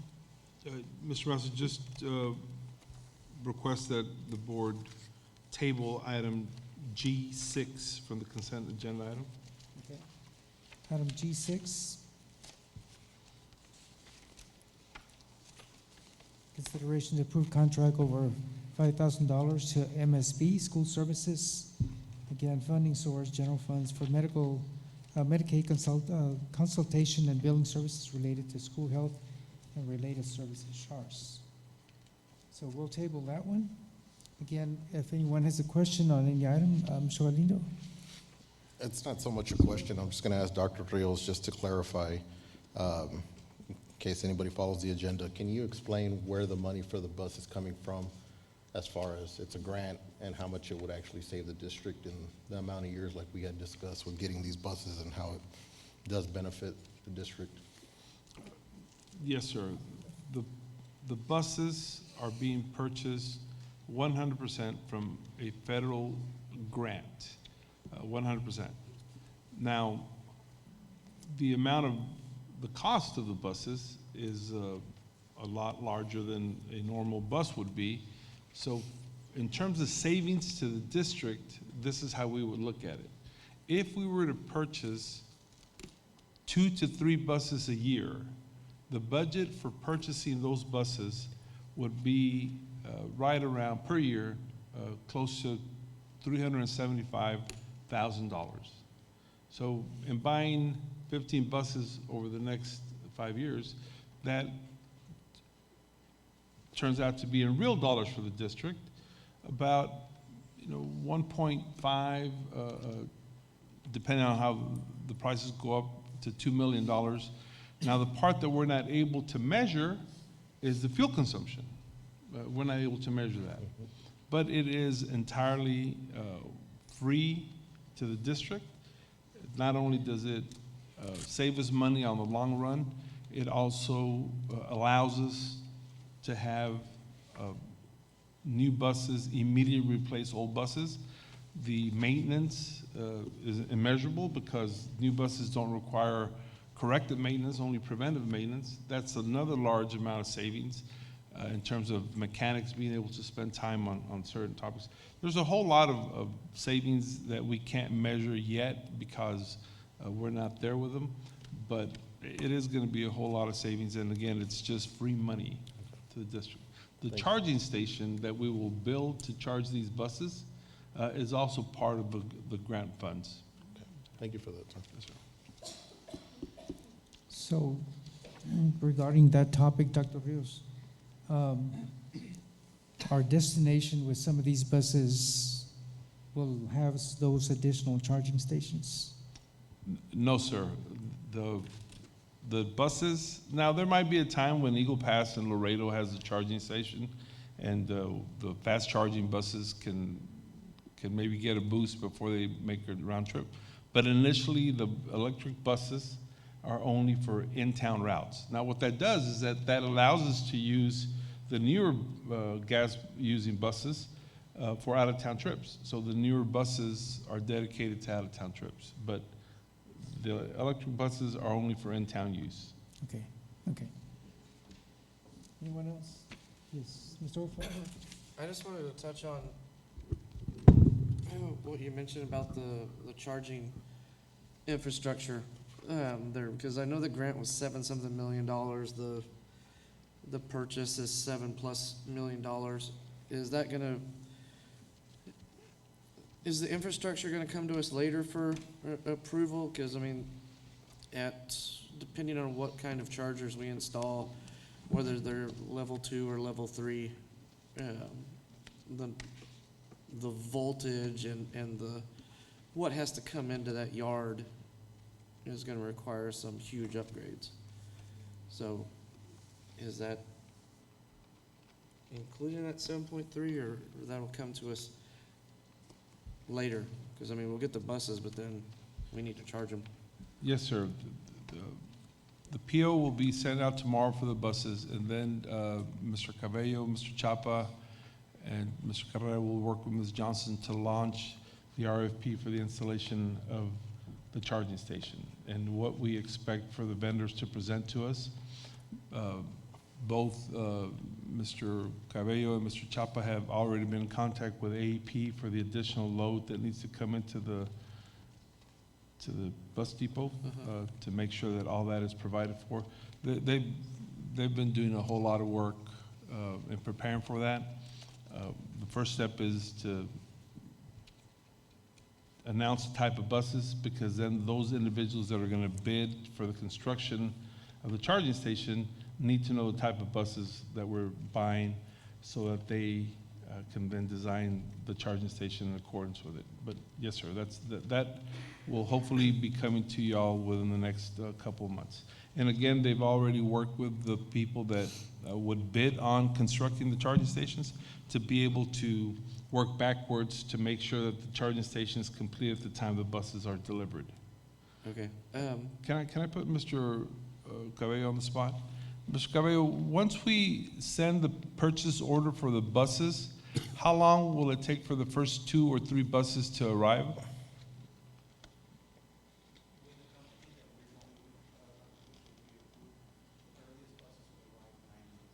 Nine months, and that'll be plenty of time to build the station. Please keep in mind that we are not getting 19 buses at any one time.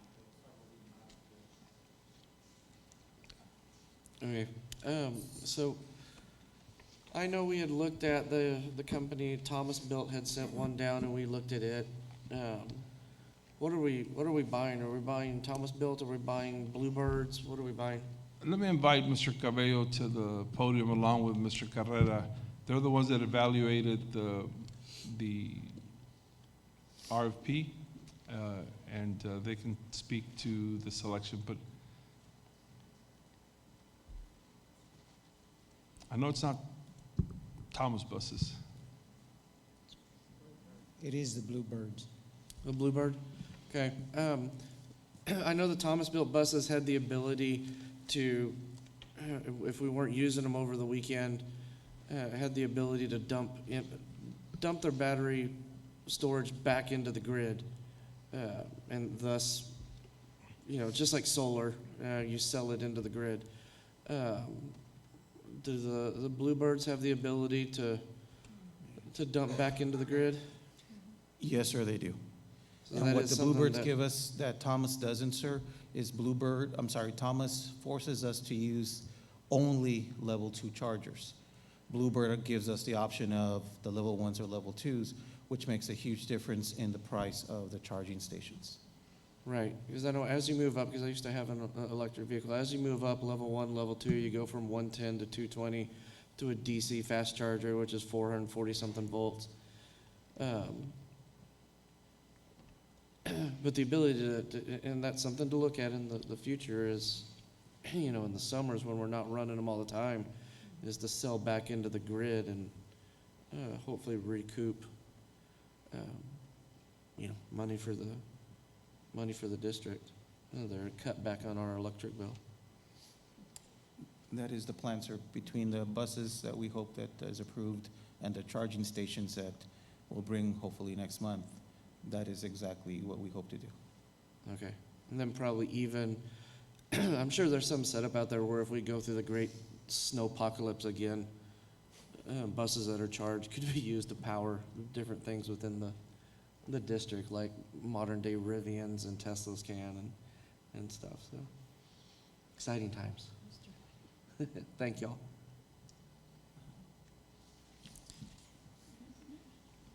Anyone else? I just want to keep in mind that when we transition over, to make sure that our mechanics and maintenance people will keep up with, the maintaining of those buses in regard to things that might,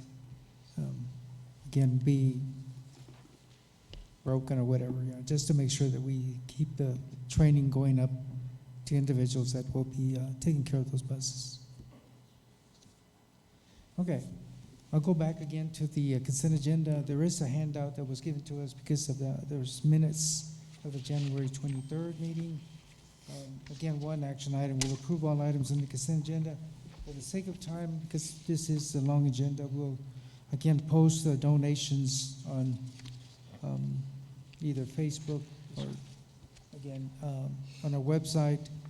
We're again thankful for all the donations that were made to our school district. And so, again, any questions on any item on the consent agenda that you need more clarification? Anyone? With no questions, then is there a motion to approve the consent agenda? Motion to approve with the one item being Okay. tabled. Mr. Orfeld made a motion to approve with the one item that is being tabled, which is item 8B, district benchmark presentation. I'm sorry, that one will be tabled, but the other one is item G6. G? G6. G6. Okay, that will come back to us later. Seconded by Mr. Galindo. All those in favor? Motion carries unanimously. We go on to item 10, administration. First item that we have under 10 is 10A, consideration to approve the first reading of local policy update affecting policy F&F, local student rights and responsibilities, investigations and searches. Sandra Hernandez.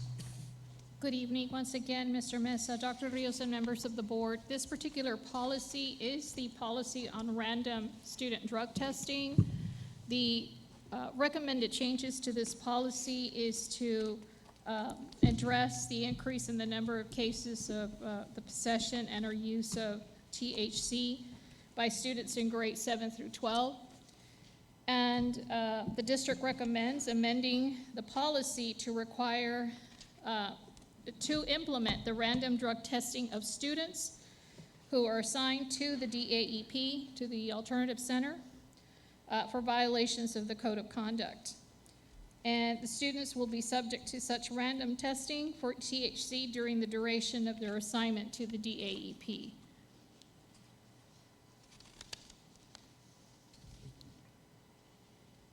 Questions from board members? Yes, Ms. Orfeld. I guess more of a comment or concern. THC oil, when used in a vape device, There's a state jail felony there, and I know one of my fellow board members is a peace officer. So that's a state jail felony, which carries up to 2 years, I think, for the liquid and then for the device itself.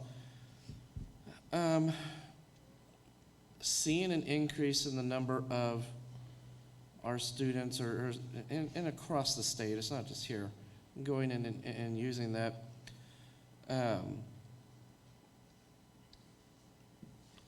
Since that is a state jail felony, are we seeing any movement from our district attorney to prosecute any of that stuff? Or, because I know we talked about some of this was about changing the time they were going to the DAP, because nobody's getting prosecuted for a state jail felony there. So,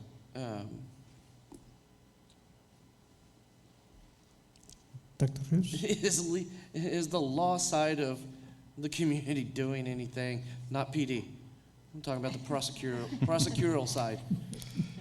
Doing anything up to help us drive home a point? If you do this crap, you're going to get in trouble, and not just a little slap on the hand and go to alternative, then you get to come back. Sorry. So, Mr. Overfeld, actually, Mr. Galindo looks like he wants to answer. No, you answer. We have, when we first started dealing with THC, it was obviously a huge concern.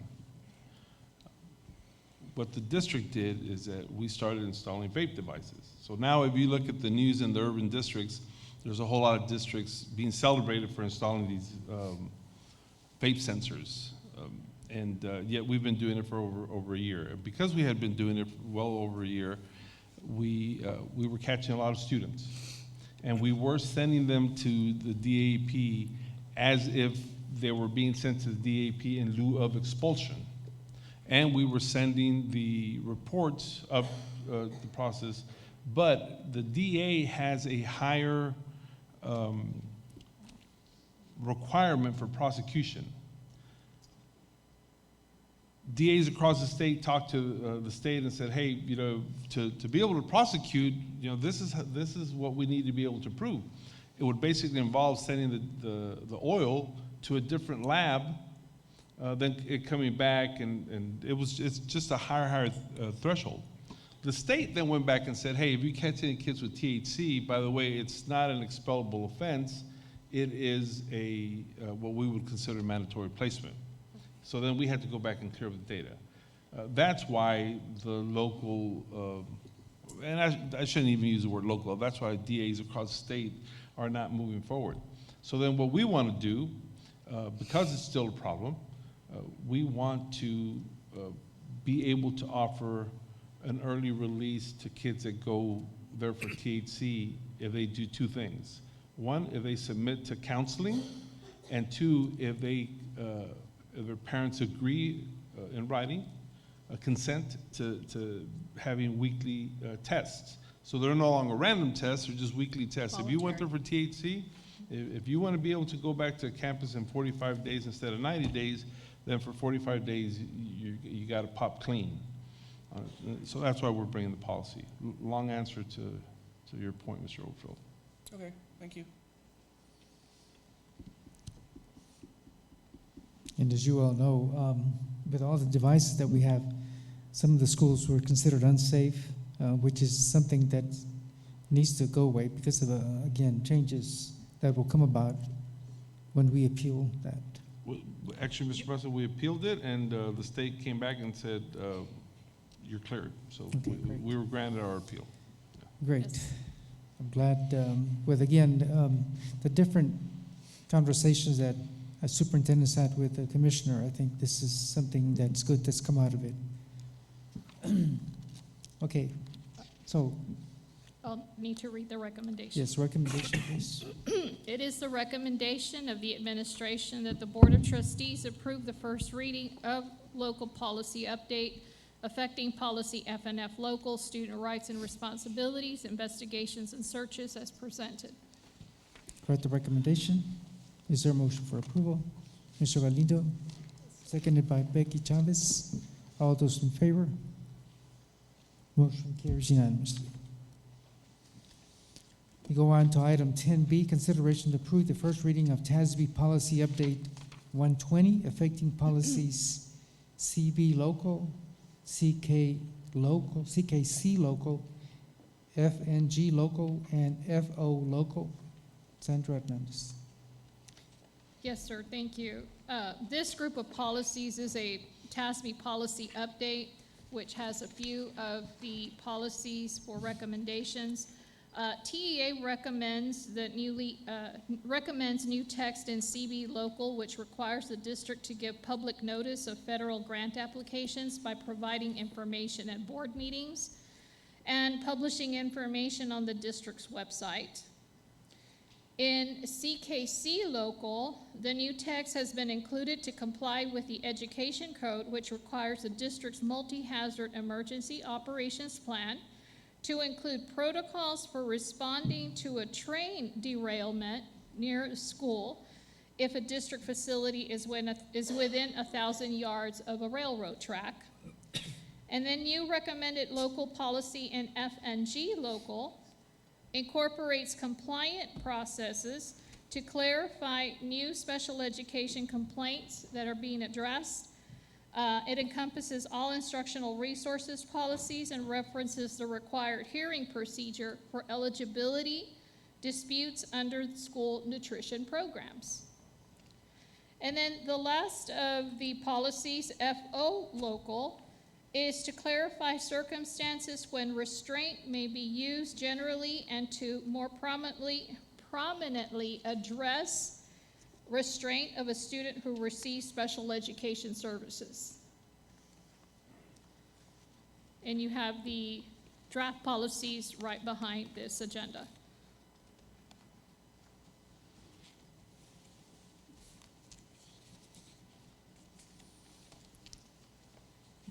Just as a reminder to board members, we do have a policy committee that has reviewed these and has gone through the different changes and asked questions. But if you have any further questions, now's the time.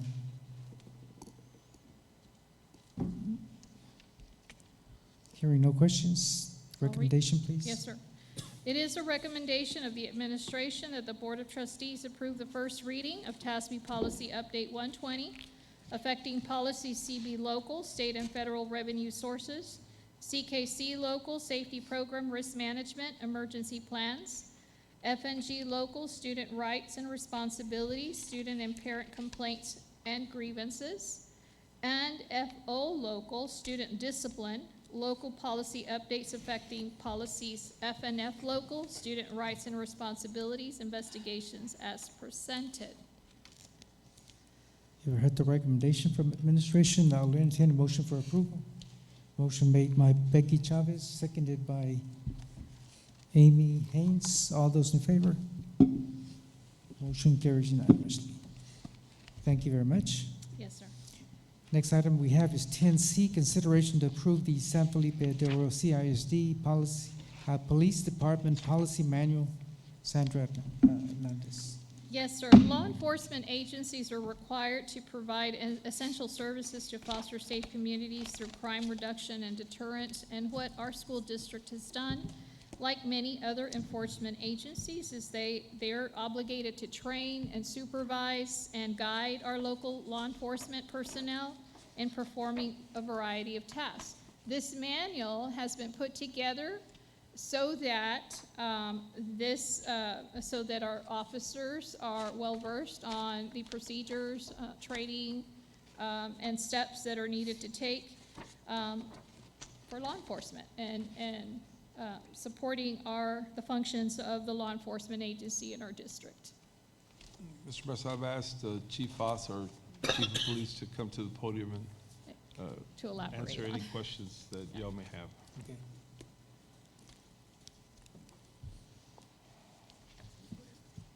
I'll ask board members if you have any questions at this time. Or Chief Foss? Mr. Orfeld? just a 90-second recap of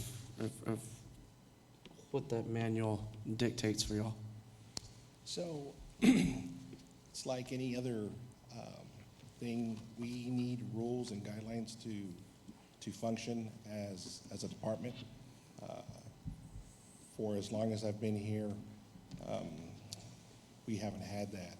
And so the most perfect example that I can give you is active shooter. The district does have an active shooter policy, but it's for the district. The police department needs its very own active shooter policy that will dictate and guide what the things that we as police officers must do in a situation. So on that note, the district has its active shooter policy, and now District PD will have that.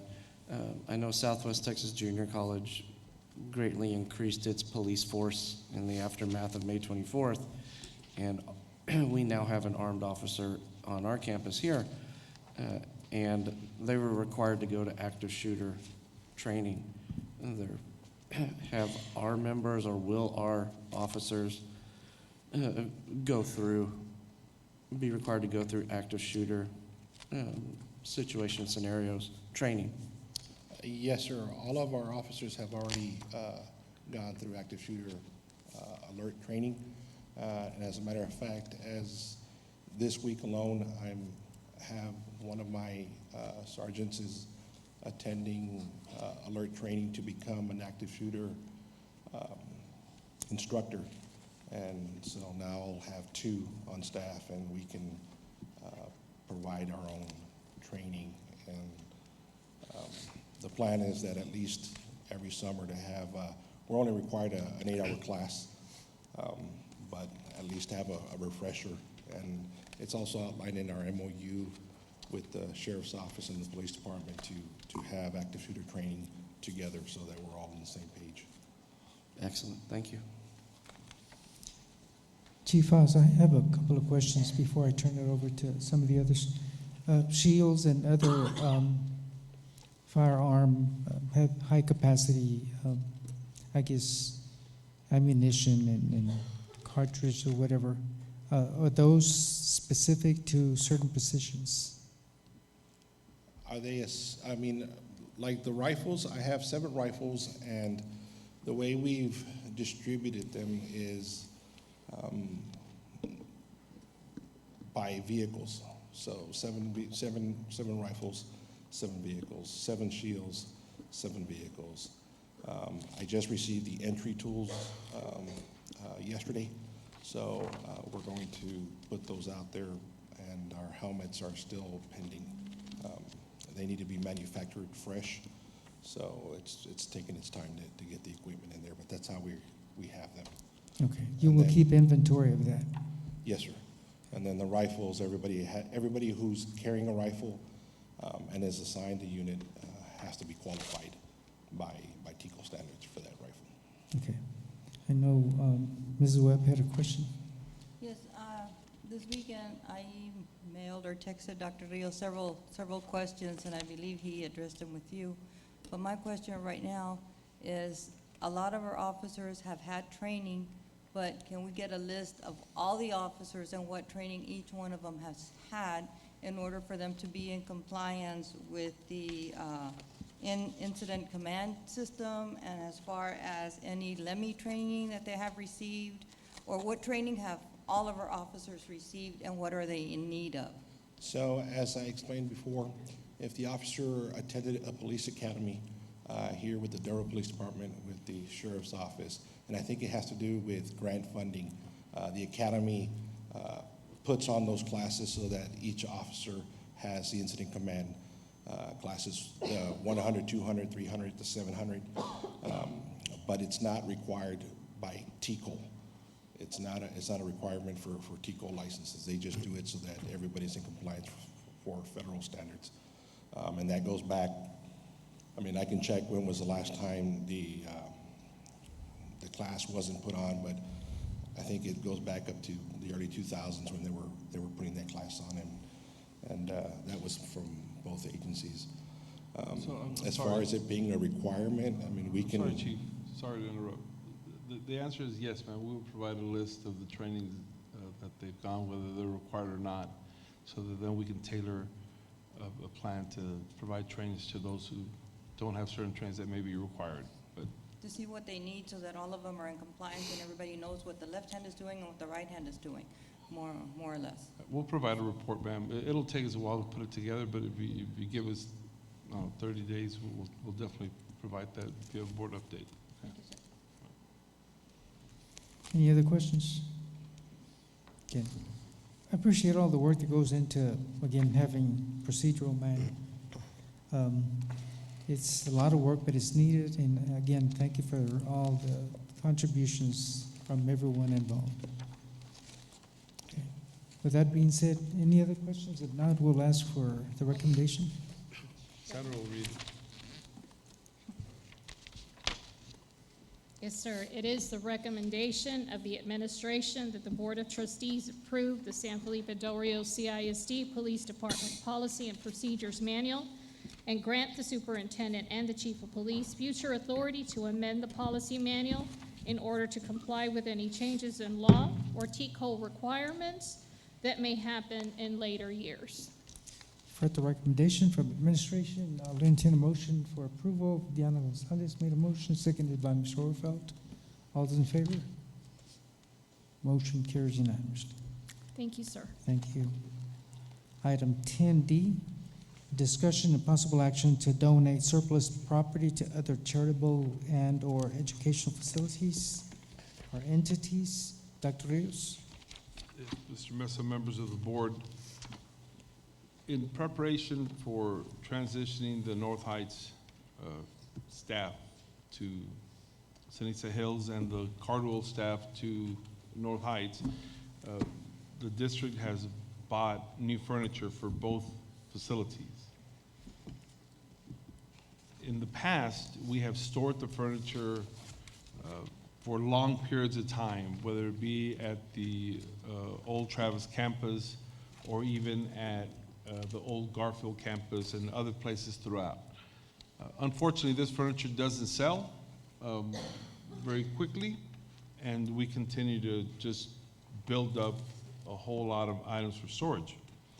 Because we've already purchased new furniture for Ceniza Hills and purchased new furniture for Cardwell transition to North Heights, what we would like to do, and considering that the furniture will have really no value to the district, rather than wait and store the furniture, we'd like to do things in this manner. First, we would like to obviously offer the furniture to any other campus who might need a desk, a teacher's desk, or any nice filing cabinet of any sort, to our staff.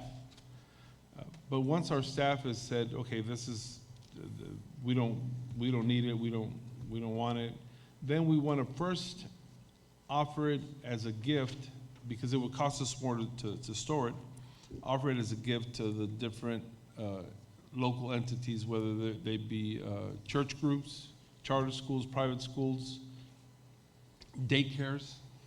And then once they come and they take all the furniture that they want, then we would transition all the furniture to one location, to Cardwell, because that would be a storage facility after the summer, and then move to auction it.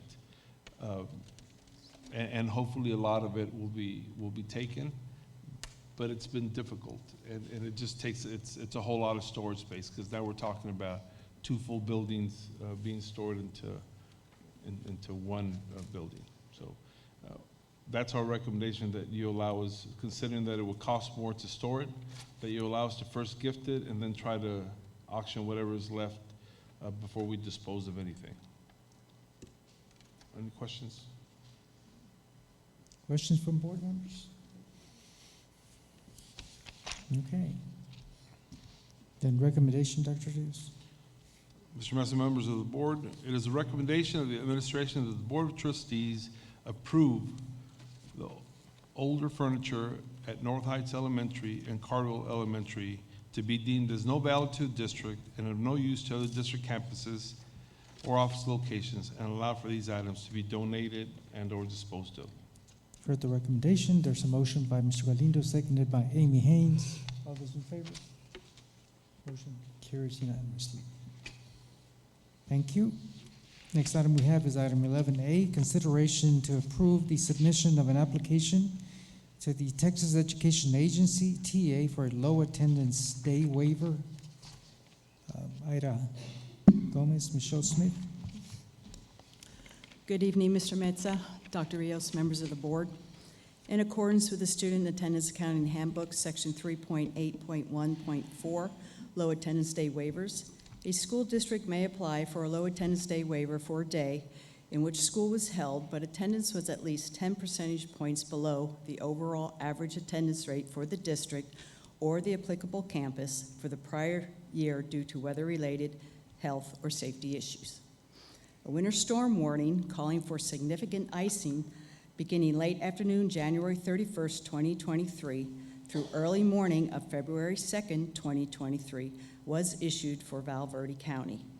Due to the winter storm warning on Wednesday, February 1st, 2023, the following campuses experienced attendance rates below the 10% threshold established by TEA. Those campuses were Blended Academy, Garfield Elementary, North Heights Elementary, Lamar Elementary, Irene Cardwell Elementary, and Ruben Chavita Elementary. Administration is requesting permission to apply for the low attendance day waiver for the designated campuses. Questions from board members? I just have one. Mrs. Smith, have we been successful at every attempt for waiver days from TA? For low attendance day waivers? Yes. Yes, sir. We applied for one back in August of this year. Once again, for a weather-related event, there was flooding. So we were granted? Yes, sir. Okay. Okay. Well, I'm glad we're doing this because, again, we need all the assistance we can get. Again, we understand that conditions, again, with the weather alert, that helps us, get the information needed for absences to be, again, dismissed and therefore have a process to do that. So recommendation, we don't have any other questions? It is a recommendation of the administration that the Board of Trustees approves the submission of the application to TEA for a low attendance day waiver for the selective campuses. Heard the recommendation from administration. I'll entertain a motion for approval. Motion made by Amy Haynes, seconded by Ms. Gonzalez. All those in favor? Motion carries unanimously. Thank you very much. Item 11B, consideration to approve the Catch Health Ed Journeys curriculum recommended by the School Health Advisory Council, SHAC. Ida Gomez. Good evening, President Mesa, Dr. Rios, and members of the board. The Texas Education Agency requires a health curriculum for all kindergarten through 8th grade students. The goal of health education is to provide instruction that allows youth to develop and sustain health-promoting behaviors throughout their lives.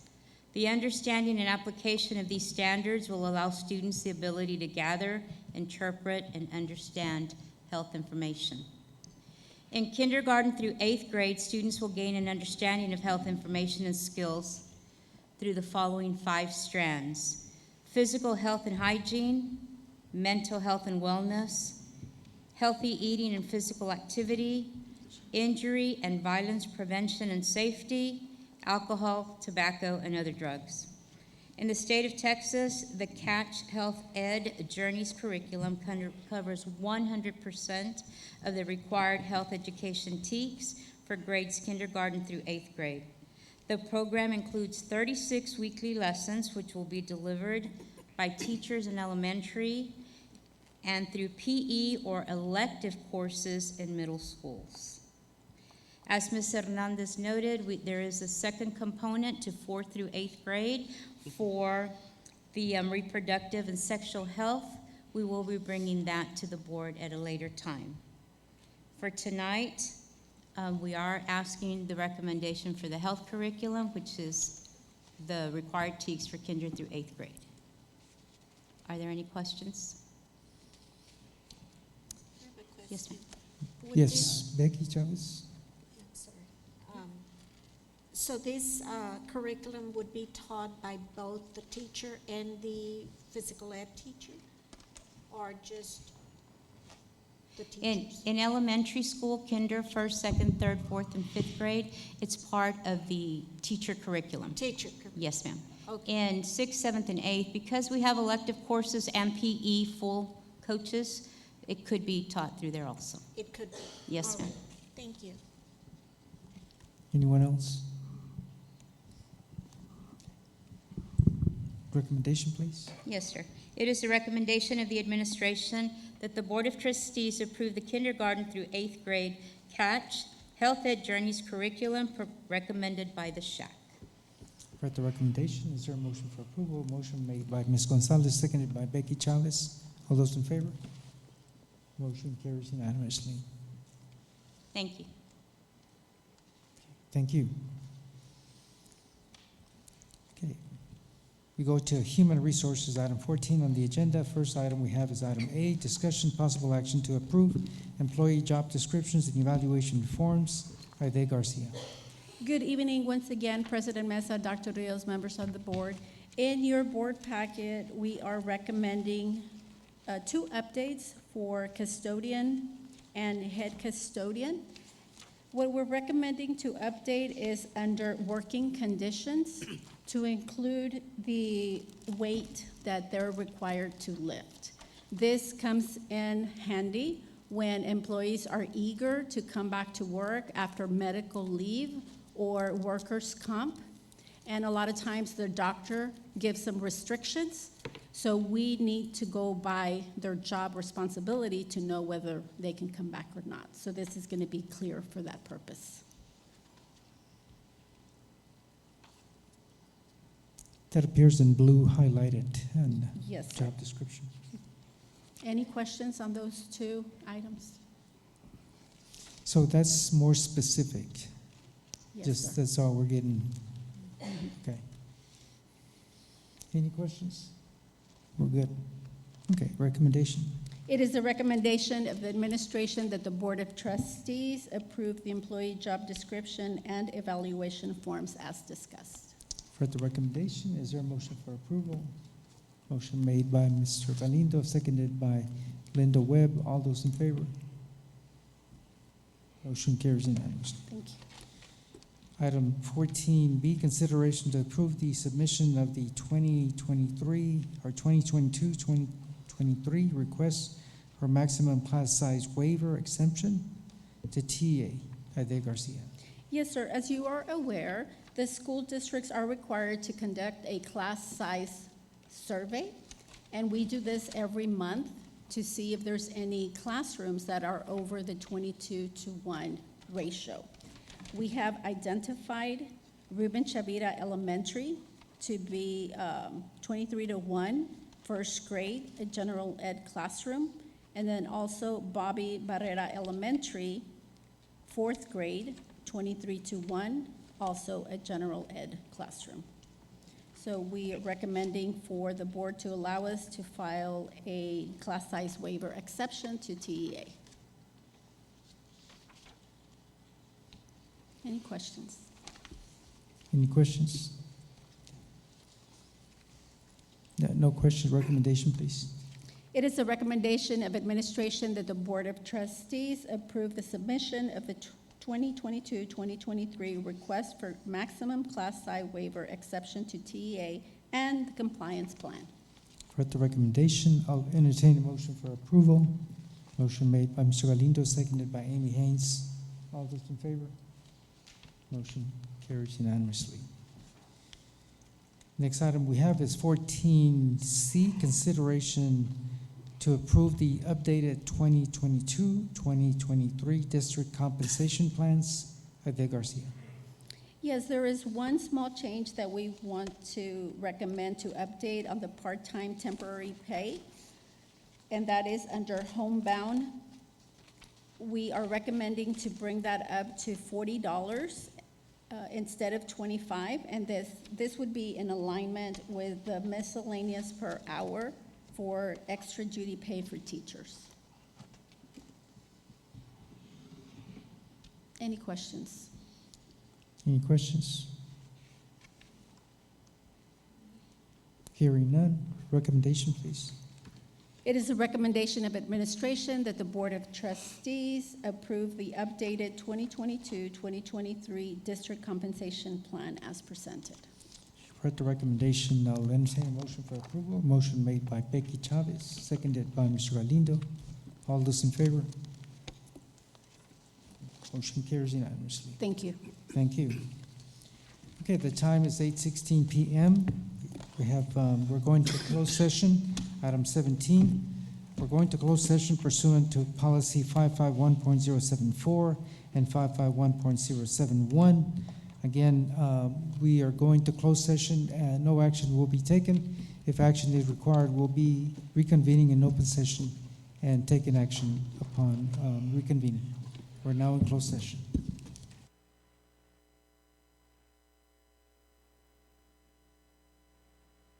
Okay, the time is 11:28 p.m.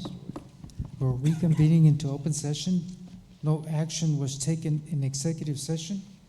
We're down to item 18 on our agenda. Item 18A, consideration to approve the personnel report to include the following: new hires, district vacancies, retirements, resignations. Aide Garcia. Good evening, once again, President Mesa, Dr. Rios, members of the board.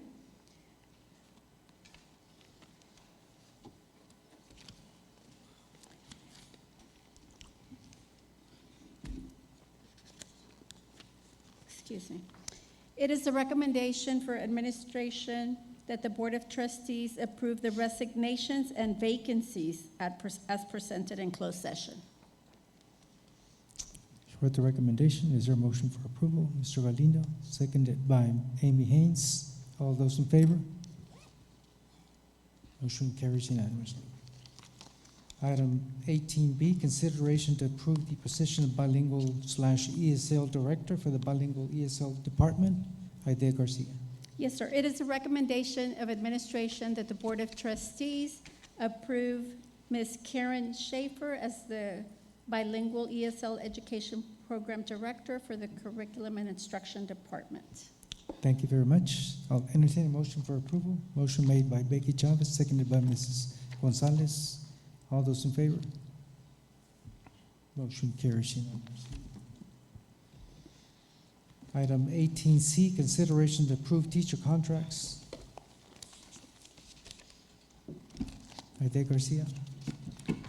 Yes, sir. It is the recommendation of administration that the Board of Trustees approve the following teacher contracts. Non-Chapter 21 probationary, 10. Non-Chapter 21 Term 1, 2. Probationary, 101. Term 2, 66. And Term 3, 88, for a total of 267. Thank you. You've heard the recommendation. Is there a motion for approval? Motion made by Mrs. Webb, seconded by Mr. Orfeld. All those in favor? Thank you. Motion carries unanimously. Item 18E, consideration to approve salary adjustments. Aide Garcia. Did we do the professional already, or no? No. Item D, consideration to approve administrator and professional contracts. It is a recommendation of administration that the Board of Trustees approve the following professional contracts. Non-Chapter 21 probationary, 20. Non-Chapter 21 Term 2, 5. Non-Chapter 21 Term 3, 8. Probationary, 5. Term 2, 4. And Term 3, 37, for a total of 79. Thank you. I'll entertain a motion for approval. Mr. Orfeld, seconded by Ms. Gonzalez. All those in favor? Motion carries. Item 18E, consideration to approve salary adjustments. It is a recommendation of administration that the Board of Trustees approve the salary adjustment as discussed in closed session. Heard the recommendation. Is there a motion? Motion made by Becky Chavez, seconded by Mr. Galindo. All those in favor? Motion carries. You voted, right, Becky? Yes. You voted, right? Okay. Thank you. Motion carries unanimously. Okay, in the matter of level 3 grievance concerning Carolina Galindo, is there a motion? I'm sorry, Mr. President. Give me 1 second. You're right. I was wrong. Okay. We're going on the agenda, on the list of grievances there. Item F, is there a motion in the matter of level 3 grievance concerning Carolina Galindo? Hearing none, administration decision at level 1 stands. In the matter of level 3 grievance, item G, concerning Cristina Hernandez grievance, is there a motion?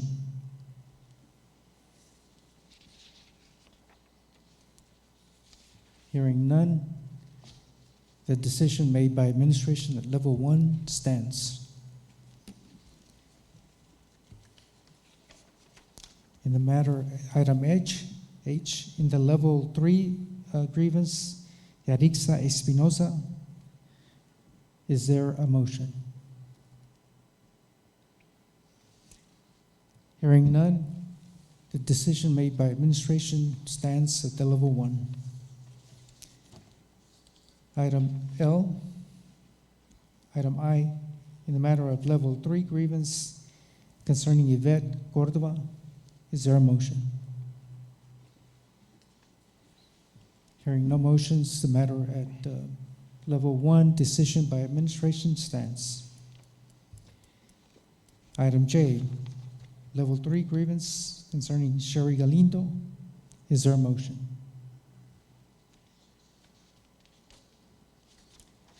Hearing no motions, the decision made by administration at level 1 stands.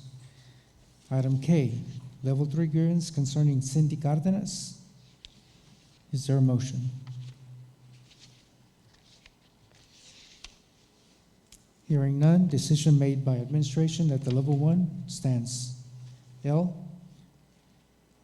level 3 grievance in the matter of Monica Fernandez, is there a motion?